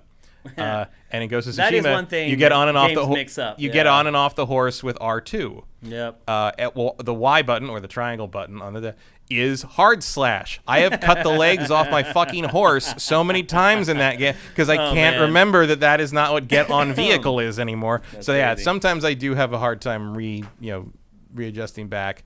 And DLC is an issue for that. I get that. But like normally, yes, I can pick up a control scheme very quickly. Yep. Remembering how to master it, no. Like I will definitely forget over the course of like a year, like Ghost of Tsushima, like how these things work and when the little nuances. Oh, this move works with this, and you beat this guy with this guy. It's like, but I pick it up again. Yep. But yeah, I get that. Sometimes you get locked into how one button does one thing in a certain game or a couple of games, and you run into one game that does it completely different. And you're like, but why? Like, why does that have to be different in your game? Yeah. And I don't really have an answer to that. There is no answer to it. Yeah. Like, I would be totally fine if like they standardize like X always opens stuff. Right. Or some games where it's just like where it's like A opens stuff. Right. Unless always it's this the kind of button. Unless it's this kind of container, in which case you hold Y. Right. And you're like, what? Fuck you. Like it's just like what? Yeah. You're just being weird now. Yeah. All right. That's it for GameFace episode 270. And that sends my ass out on vacation, which makes me very, very happy. It has been a grind getting to this day, trying to get all the stuff done for you guys. So and not even MTV's the grind. Yeah, not that kind. If you're listening to the audio version of this show, we need your support. We need everyone's support. We are supported 100% by donations on our Patreon at patreon.com/sifted. And that's SIFTD without the E.